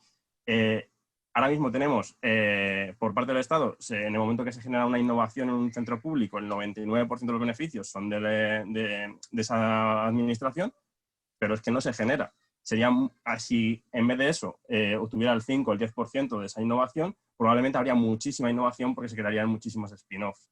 Entonces, hace 10 años, pensar en crear una spin-off desde investigación se consideraba prácticamente prostituir la ciencia, eras un mal científico, pero actualmente no creo que hayamos superado esto del todo. Entonces, no sé qué opinan de esto todas las personas que están aquí, que están tan involucradas en innovación, si han vivido algo parecido, si es una experiencia tan solo personal.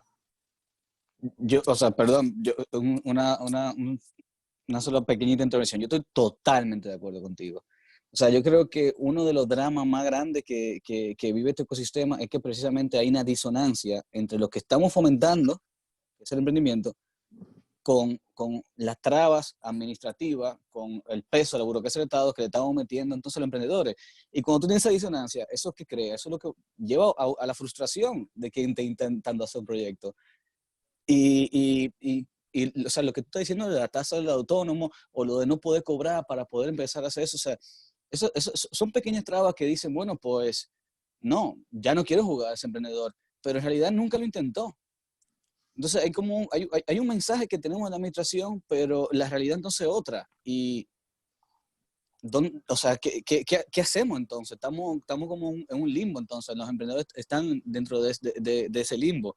La gran pregunta es esa, como, ¿cómo solucionamos esto? O sea, ¿cómo salimos de ahí? O sea, por lo menos yo estoy totalmente de acuerdo con lo que planteas. Nosotros somos spin-off que no EBT de la Pública Navarra. Creo que ha evolucionado mucho en los últimos años de toda esta historia. La Pública Navarra funciona relativamente bien, tiene bastantes spin-off.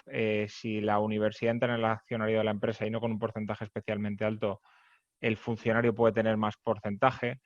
Entonces, en ese tema es verdad lo que comentas, pero sí que es verdad que creo que se está abriendo. Es verdad que los procedimientos de la universidad son catastróficos y que, bueno, que podemos dar... A mí me daría para hablar de muchas más cosas, pero bueno, creo que en ese sentido se están haciendo relativamente ciertas cosas, porque en Estados Unidos, por ejemplo, te apoyan mucho más, pero van a degüello con lo que son tasas y demás. Y en España, yo creo que como el tema se está fomentando y las EBTs han entrado en la métrica de lo que es las universidades, empresas de base tecnológica, me refiero por EBT, que es empresas en las que ha entrado en el capital, creo que eso ha mejorado, al menos mi experiencia con la Pública Navarra y la Politécnica de Madrid creo que también funcionaba bien, pero bueno, eso como todas casas pues siempre funcionan diferente.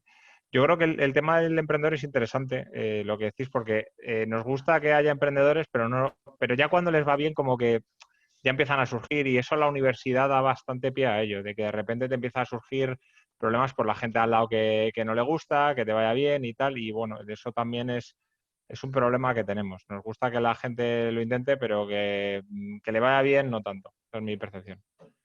Vamos, yo creo que sobre todo el tema de la universidad, y por un pensamiento más que me acabo de acordar, el tema es que yo creo que un perfil de profesor no es un perfil de emprendedor, y eso hay que tenerlo muy claro. Entonces, en general, no siempre, pero en general.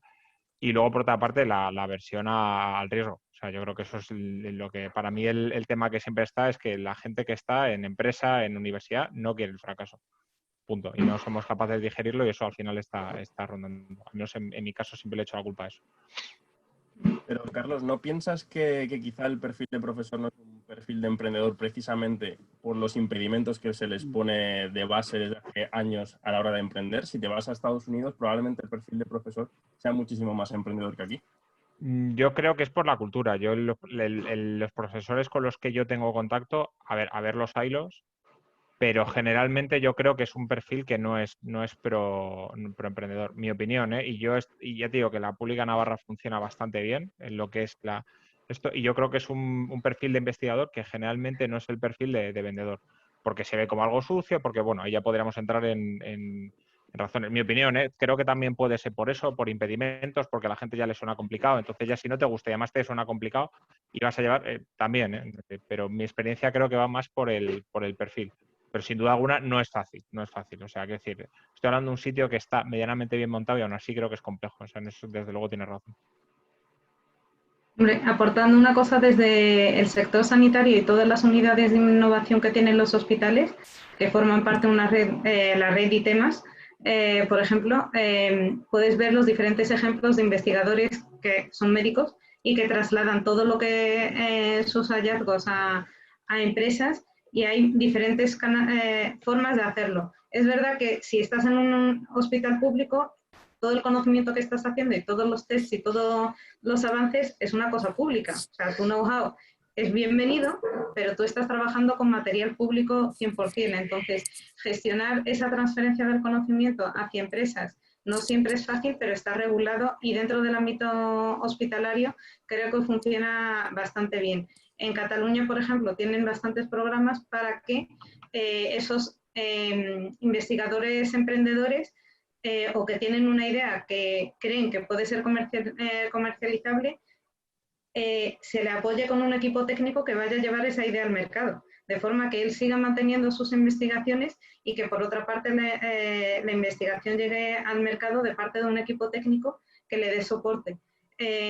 Yo coincido con Carlos, no todos los investigadores tienen madera de emprendedores, son muy buenos en los hallazgos que hacen, y yo creo que es importante que distingamos los roles y que cada vez más los emprendedores se dirijan hacia las universidades y a los centros de investigación e innovación, se curioseen acerca de lo que se está haciendo allí, y que saquen esas ideas que puedan nutrir negocios en una colaboración bastante abierta y fluida, pero no obligar a los investigadores a enrolarse dentro del mundo del emprendimiento, porque normalmente acaba en fracaso. Y es porque la mentalidad del investigador es la mentalidad del investigador. O sea... Totalmente de acuerdo. Y es por eso, bueno, de hecho, por eso es que nacen estas instituciones nuevas educativas, ¿no? Que son los centros de emprendimientos, que no son ni del bando de la academia, que la academia hace lo suyo, y es muy importante que lo haga, porque la academia está ahí y está llevando todo ese conocimiento clásico, permanente, que hay que pasar a las generaciones. O sea, la academia es muy importante, y los investigadores son parte de esa academia y los profesores son parte de esa institución. Y luego están los emprendedores que están del otro lado, que es totalmente contraria, bueno, no totalmente contraria a la academia, pero divorcia muchas cosas. Son conocimientos menos probados, son conocimientos menos reglados, no son los conocimientos clásicos de prueba. Es decir, es complicado que tú le digas a un profesor, o sea, funcionario, académico, investigador, que comience a explicar voy a inventarme cualquier cosa, este nuevo modelo Lean Startup 2.4 que se inventó un tipo que lo hizo en San Francisco en el 2019. Un profesor no puede enseñar eso porque no es un conocimiento que esté reglado ni esté probado. O sea, si comenzamos a hacer eso y de repente a enseñar solamente técnicas que salgan en el momento, pues probablemente perdemos la manera de crear una mente que está forjada en unos conocimientos que no van a variar. Y yo creo que por ese problema nacen los centros de emprendimiento, que básicamente hay de dos tipos. Unos son centros de emprendimiento que salen de la universidad precisamente para spin-off, y están los privados. Esos que salen de las universidades son muy interesantes, como lo que mencionaba Carlos. Son muy interesantes siempre y cuando se tengan fuera de todas las facultades, que sea como una especie de facultad aparte, o no una facultad, pero que sea como una especie de un edificio donde puedan ir y puedan estar personas de todas las facultades. Porque usualmente uno de los errores que se comete en la academia y los centros de emprendimiento en universidades es que agarran y hacen el centro de emprendimiento en la facultad de ingeniería, para ponerte algo. ¿Y qué pasa? ¿Qué pasa eso? Que hay una cuestión de accesibilidad que es importante. En el Centro de Emprendimiento de Universidades, mientras más variada sea la persona que tú tengas ahí dentro, mejores van a ser los resultados que van a surgir. Porque no debería estar enfocado solo a investigadores, o no debería estar enfocado solo a ingenierías, o no debería estar enfocado solo a materias que desarrollen tecnología. También debe atraer a personas que trabajen en arte, que trabajen en comunicación, que trabajen en letras, porque al final es la combinación de estas especialidades que van a llevar a que se generen estos proyectos. A mí me parece súper interesante el tema de cómo se debe estructurar académicamente o enseñar emprendimiento, porque es que es verdad que yo creo que si hay algo al contrario a un emprendedor, es un funcionario, y no por malo, pero sino por una cuestión de medir riesgos. O sea, el emprendedor, y si nos vamos a la etimología de la palabra, precisamente los emprendedores eran estos soldados franceses que eran como headhunters, ¿no? Que le pagaban por lo que hacían. Por tanto, conseguían resultados que eran proporcionales al riesgo que tenían. Contrario a los otros soldados que preferían su paga fija y que se dedicaban y sabían a lo que se estaban dedicando. O sea, hay una división muy clara entre funcionario y emprendedor. ¿Y qué pasa? Hay un drama en España, y es que España tiene una cultura funcionaria muy fuerte, por las razones que sea, eso no es ni bueno ni malo, y tiene eso. Entonces, hay veces que eso choca mucho con estas ideas o con estos conceptos de emprendimiento, startup, modelos económicos que no han sido probados, modelos incluso educativos que no han sido probados. Y yo creo que estamos, de nuevo, estamos justo ahí en ese punto, ¿no? Y yo creo que salir de ahí es probando. Lo que pasa es que tenemos que ser consecuentes con lo que decimos. Si el Estado quiere fomentar el emprendimiento, el Estado debe aplicarse las leyes del emprendimiento a sí mismo, por lo menos en estas áreas. O sea, debe aplicarse un Lean Startup a ellos mismos y probar cosas. Eso no funciona, bueno, y probar otra. ¿Y por qué no funcionó? Y analizar, no crear políticas para emprendedores pensando que va a ser la gran solución, una super ley de emprendedor, no sé qué cosa, que al momento de aplicarla, pues, no está resolviendo los problemas reales que está teniendo el emprendedor. Y se puede ver atrapado ahí. Yo creo que eso pasa, ¿no? Casi le podríamos preguntar a Javi González sobre, o sea, todos nosotros creo que hemos emprendido en momentos pre-COVID, pre-alarma, en una mentalidad un poco especial de funcionarios, de entorno de todo tipo, de empresarial, financiero y tal y cual, pero Javi ha tenido que afrontarlo justo en el momento del cambio. Yo no sé si nos podría comentar su experiencia con la regulación, si los funcionarios entendían lo que significaba lo que estaba haciendo, entendían que tenían que ir a un ritmo un poco más acelerado que el de costumbre. Sí, en este proyecto ha sido bastante atípico. Ya de por sí es una situación muy complicada porque imaginaos lo que es hacer un prototipo. Se hicieron 11 prototipos en 2 semanas, imaginaos lo que es hacer un solo prototipo con todas las tiendas cerradas. No había abierto ni un Leroy Merlin. Entonces, eso sí era complicado. Pero a nivel burocrático, es cierto que se nos intentó ayudar porque al final estábamos haciendo respiradores en un momento en el que la gente estaba muriendo porque no había suficientes. Y se nos han intentado poner todas las facilidades que se ha podido, pero lo que me he dado cuenta al hacer todo esto es que no estamos preparados como sociedad, a nivel nacional, para afrontar este tipo de retos actualmente. Es algo de lo que deberíamos aprender y establecer soluciones legislativas para que en casos de crisis, no necesariamente como esta, sino en todo tipo de crisis, podamos responder de manera más ágil. ¿Por qué? Nosotros tardamos 2 semanas en tener el prototipo que se autorizó para su uso en pacientes. Sin embargo, han pasado meses y todavía no se ha aprobado en España. En Latinoamérica ahora estamos enviándolos para salvar vidas. Aquí en España, por suerte, ya no hacen falta.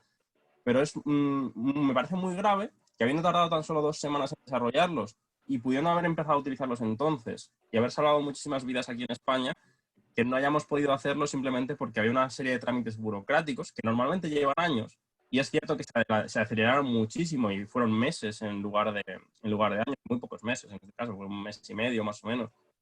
Pero ya fue muy tarde. Entonces, Son una serie de trámites burocráticos que tienes que pasar porque la persona que tiene que autorizarlos no tiene la potestad como para decir, oye, esto tiene que ir para adelante, la gente se está muriendo, pruébalo. Lo peor que puede pasar es que se muere igual. Entonces, el riesgo-beneficio es salvas una vida o la situación sigue la misma, ¿no? Entonces, sin embargo, el caso de darle este respirador médico, usarlo, salvar una vida, bien, pero en el caso de que muera, y muchísimos de los pacientes, incluso con respiradores convencionales acaban muriendo por desgracia, se vería sometido a una posible demanda que podría dejarle incluso sin trabajo. Y eso también me incluye a mí. En mi caso, como presidente de la asociación y a cargo del diseño, he tenido que firmar una serie de papeles en los que eximo de responsabilidad a las empresas que nos aportan los materiales, etcétera, y toda la responsabilidad, si hubiera algún fallo, recae sobre mí. En ese sentido, hemos necesitado seguros de directivos para las personas de la junta de la asociación, y al mismo tiempo, por cada paciente que intentáramos salvar, teníamos que pagar un seguro, porque el marco en el que se ha autorizado debería haber sido algo similar a lo que se hizo en Estados Unidos. En Estados Unidos lo que se dice, vale, esta es la situación, es muy crítico y por lo tanto se exime de responsabilidad a todas las personas que desarrollen este tipo de equipos o soluciones que puedan ayudar a salvar vidas.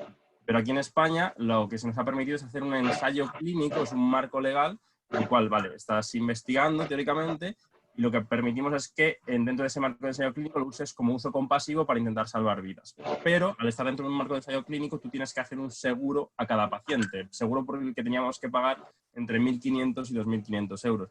Entonces realmente es un marco en el que se nos dificulta mucho el tratar de salvar vidas.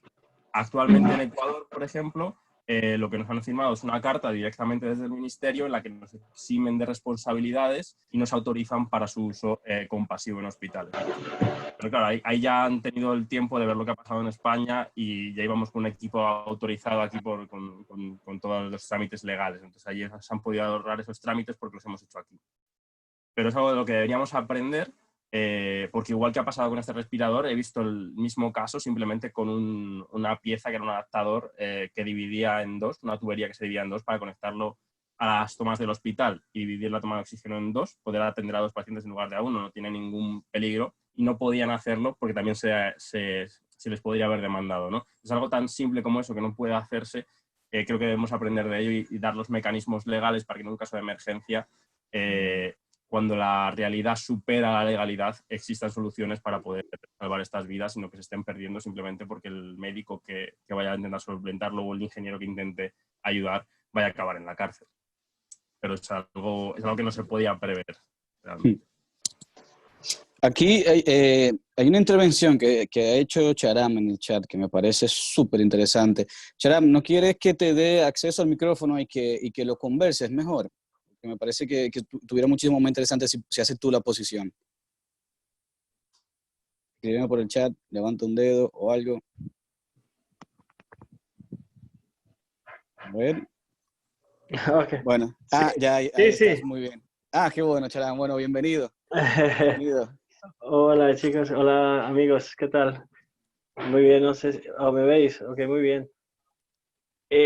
Nada, muy rápido porque sí, conozco a algunos aquí, es muy contento de poder estar un poquito, pero estoy con las niñas, así que vale, muchas gracias. Y el Zoom bombing nunca había visto, entonces lo disfruto por saber por lo menos de qué va. No diga eso, por favor, que yo sí lo habíamos vivido antes por aquí, la verdad que lamentable, la pero verdad bueno. que lo siento por vosotros por la discusión. Vale, la pregunta realmente que es algo que estoy trabajando y me interesa mucho vuestra opinión y además que yo veo que sois jóvenes innovadores y con mucha visión y ilusión y esto que se ve también que ahora estamos en un momento muy importante y de cambio drástico, ¿no? Entonces, un paradigma no solo por el COVID, porque ya estaba aquí ese momento desde hace un tiempo, pero ahora más. La pregunta es, realmente, si necesitamos un ecosistema de ciudadanía, como están, por ejemplo, en Progressive International, están hablando de esos consejos de ciudadanía que junte a personas que están, por ejemplo, les preocupa temas que están pasando a nivel social, ambiental, concienciadas, un poco con gente innovador, agentes innovadores a nivel de startups, emprendedores, digamos, gente que quiere hacer una transición hacia una economía alternativa, slow, regenerativa, llamadas economía circular. Al final todo se está uniendo un poco porque ahora dos retos que tenemos que resolver a nivel masivo es la desigualdad a nivel mundial de la riqueza y la segunda es el cambio climático, que son síntomas de un modo de economía y de consumo que tenemos. Realmente detrás de esto es todo lo que estamos hablando. Entonces, ¿cómo yo estoy viendo el mundo de startups y aceleradoras y todo esto, y todo van en la misma dirección, que ese startup va al final a crecer muy rápido, en modo de, como San Francisco, ¿no? El modelo de Silicon Valley. De hecho, Europa quiere un poco replicar este modelo para llegar ahí, porque se ven como un poco retrasados. Pero una alternativa también con el Green Deal, por ejemplo, es que las empresas no tienen que ser así, pueden ser otro tipo de empresa, una economía más distribuida. Entonces, obviamente hay un movimiento en esa dirección que lo vemos abajo de los ODS, los Green Deal, el Green Deal, este paquete de economía circular que ha salido, la gente que quiere hacer innovación más social y hacer la ciencia de otra manera, pero también conectar el ecosistema de las universidades, investigadores, con los emprendedores, con la inversión, con el crowdfunding, con inversión ético, con todo este ecosistema está ahí distribuida, pero no estamos organizados, no tenemos un modelo a seguir que decir que nosotros podemos hacerlo de otra forma y lo vamos a hacer bien. Porque siempre nos quejamos de por qué es así el sistema y que, ¿sabes? Queremos cambiar cosas, pero desde no hacer la alternativa, pero queremos cambiar el sistema desde el dentro. Y eso es muy complicado por la inercia que ya existe, ¿no? en el sistema actual. Entonces, ¿por qué no crear una alternativa para involucrar a gente que realmente quiera hacer el cambio y que hagamos un piloto, unos modelos que estamos creando, estamos co-creando, estamos haciendo empresa, haciendo negocios sostenibles, pero de otra forma? Eso es un poco el planteamiento que estoy intentando promover desde Human Nation, pero me interesa saber un poco si resuena, ¿no? Con lo que estáis haciendo y que estos retos que estáis hablando, o sea, es muy ambicioso a lo mejor, pero poco a poco se puede llegar ahí. Y intentando hacerlo, además he escuchado que habláis de conectar la ciudad con el rural, eso con enfocar en la alimentación, en la moda sostenible, en cómo ahora los jóvenes y familias quieren un poco conectar otra vez con el rural, después sobre todo de esta gran pausa. Cómo queremos otra vez de alguna manera conectar con la naturaleza, a lo mejor crear unos hubs en el rural donde hay unas comunidades, esas mismas comunidades pueden trabajar de manera todavía conectado a la ciudad, pero también tener coworking o espacios de creación e innovación en un entorno rural que conecte de alguna manera también la alimentación local, traer la comida a la ciudad, digamos, plantear todo esto como un ecosistema empresarial y de ciudadanía, de familias. Eso es un poco la idea de juntar un poco lo que veo que está pasando, las tendencias, las mega tendencias, ¿no? Y poco más, realmente con lo que veo que está haciendo Progressive International, por ejemplo, con la gente un poco más progresivo a nivel internacional. No sé si resuena eso también. En España no hay tanto movimiento con los de Friday for Future, Extinction Rebellion, Progressive International. Esas son tendencias a nivel global que se ve que están moviendo, pero en España vamos un poco retrasados, en mi opinión. Y nada más. Muchísimas gracias por tu intervención, Charan. La verdad que sí. Hay que ir de la mano, no podemos ponernos a inventar y buscar la solución para nosotros solos, ¿no? No sé si quieren hacer algún comentario ya de cierre. La verdad es que no hemos pasado, no se sientan mal, esto siempre pasa, no hemos pasado un montón. Usualmente las sesiones son de 1 hora y media, ya llevamos 1 hora y 10 minutos. Es verdad que tuvimos el problema del inicio, pero bueno, son cosas que pasan.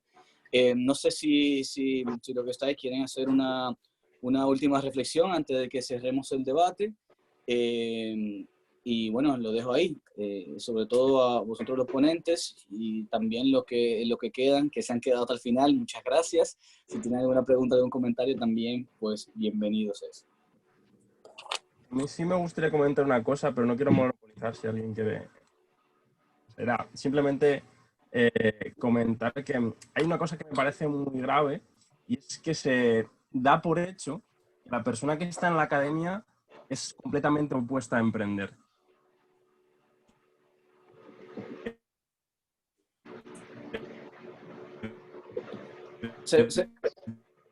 Por sí, el ser académico.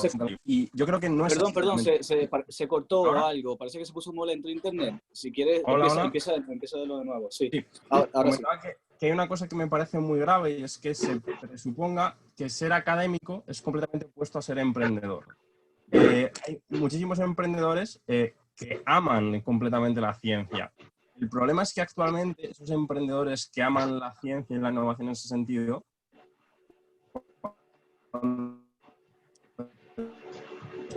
te estamos perdiendo. La academia está, básicamente les expulsa. Ahora, no sé si ahora funciona. Sí, o sea, sí, de repente cuando hablas, pero se está cortando. Sí, te escuchamos. Puedes quitar el vídeo si quieres. Lo que simplemente lo he puesto al de académico. Creo que tal como están actualmente las cosas, cuando un emprendedor se acerca a la academia, se le expulsa. Porque no tiene posibilidad de hacer lo que él realmente quiere hacer. Entonces, realmente, si se permitiera esa creación de startups, ese emprendedor que a lo mejor conoce esa innovación y, por lo tanto, el que tiene las mejores herramientas para hacer que esa innovación llegue a ser una spin-off de éxito. No en el caso de transferir ese conocimiento a alguien que no ha estado vinculado al desarrollo. Entonces, yo creo que el cambio debería ir por el hecho de aceptar que los emprendedores dentro del campo de la academia también son muy importantes y creo que es el modelo de Estados Unidos que deberíamos intentar replicar aquí en ese sentido. También tiene sus contras, o un punto intermedio sería muy, muy interesante. Es lo único que quería reflexionar porque me parece muy, muy importante no vincular que ser académico implica estar totalmente en el polo opuesto del emprendimiento.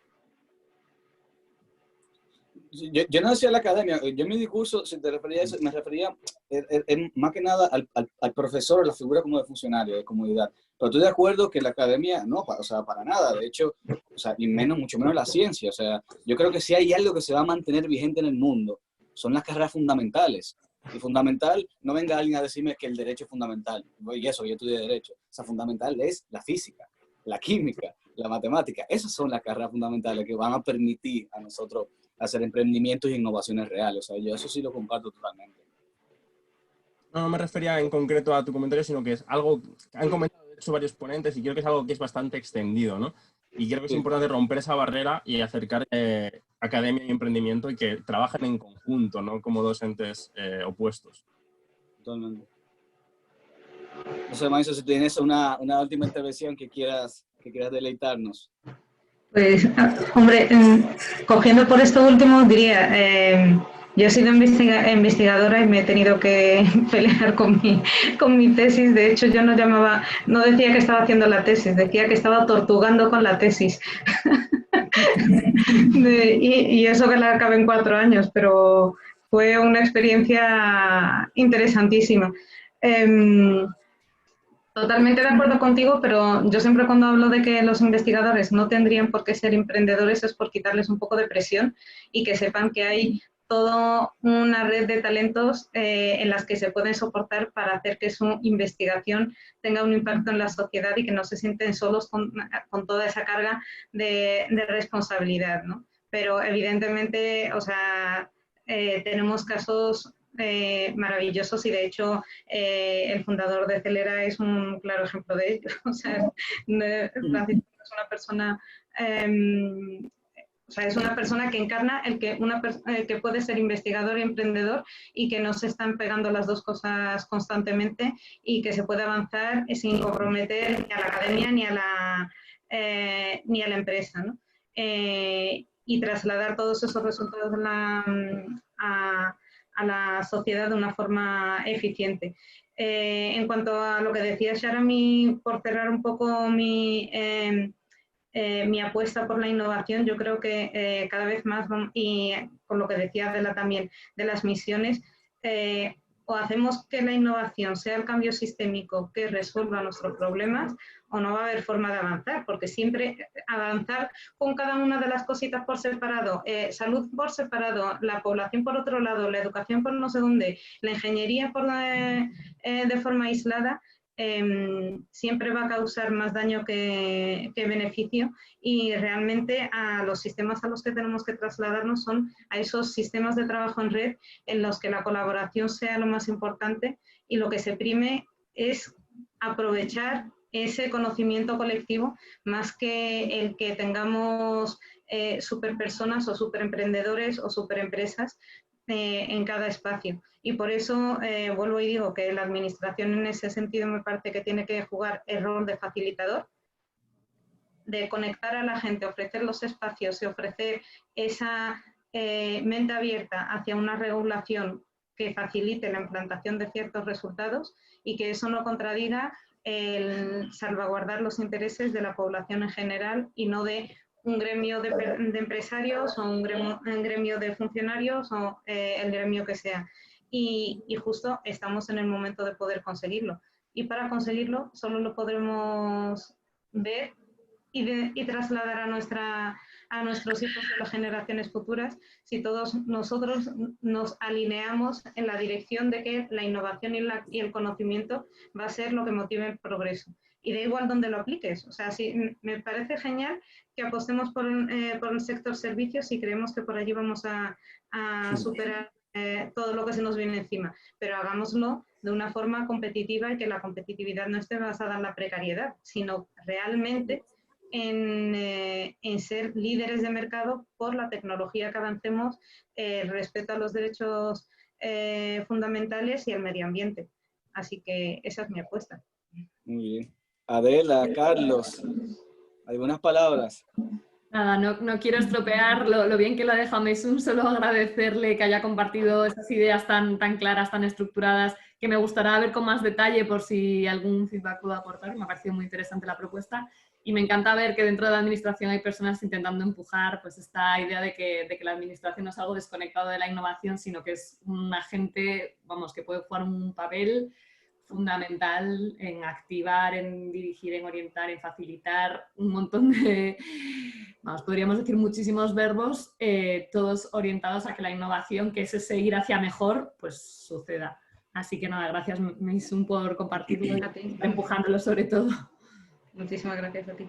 Sí, yo estoy con lo que dice Adela, porque al final quejarse es fácil, pero estar en el otro lado de la trinchera haciendo que las cosas se muevan es lo difícil. Y oye, de verdad que gracias Maysoon por el trabajo que estás haciendo y ojalá funcione. Ojalá. Bueno, dependemos todos de ello.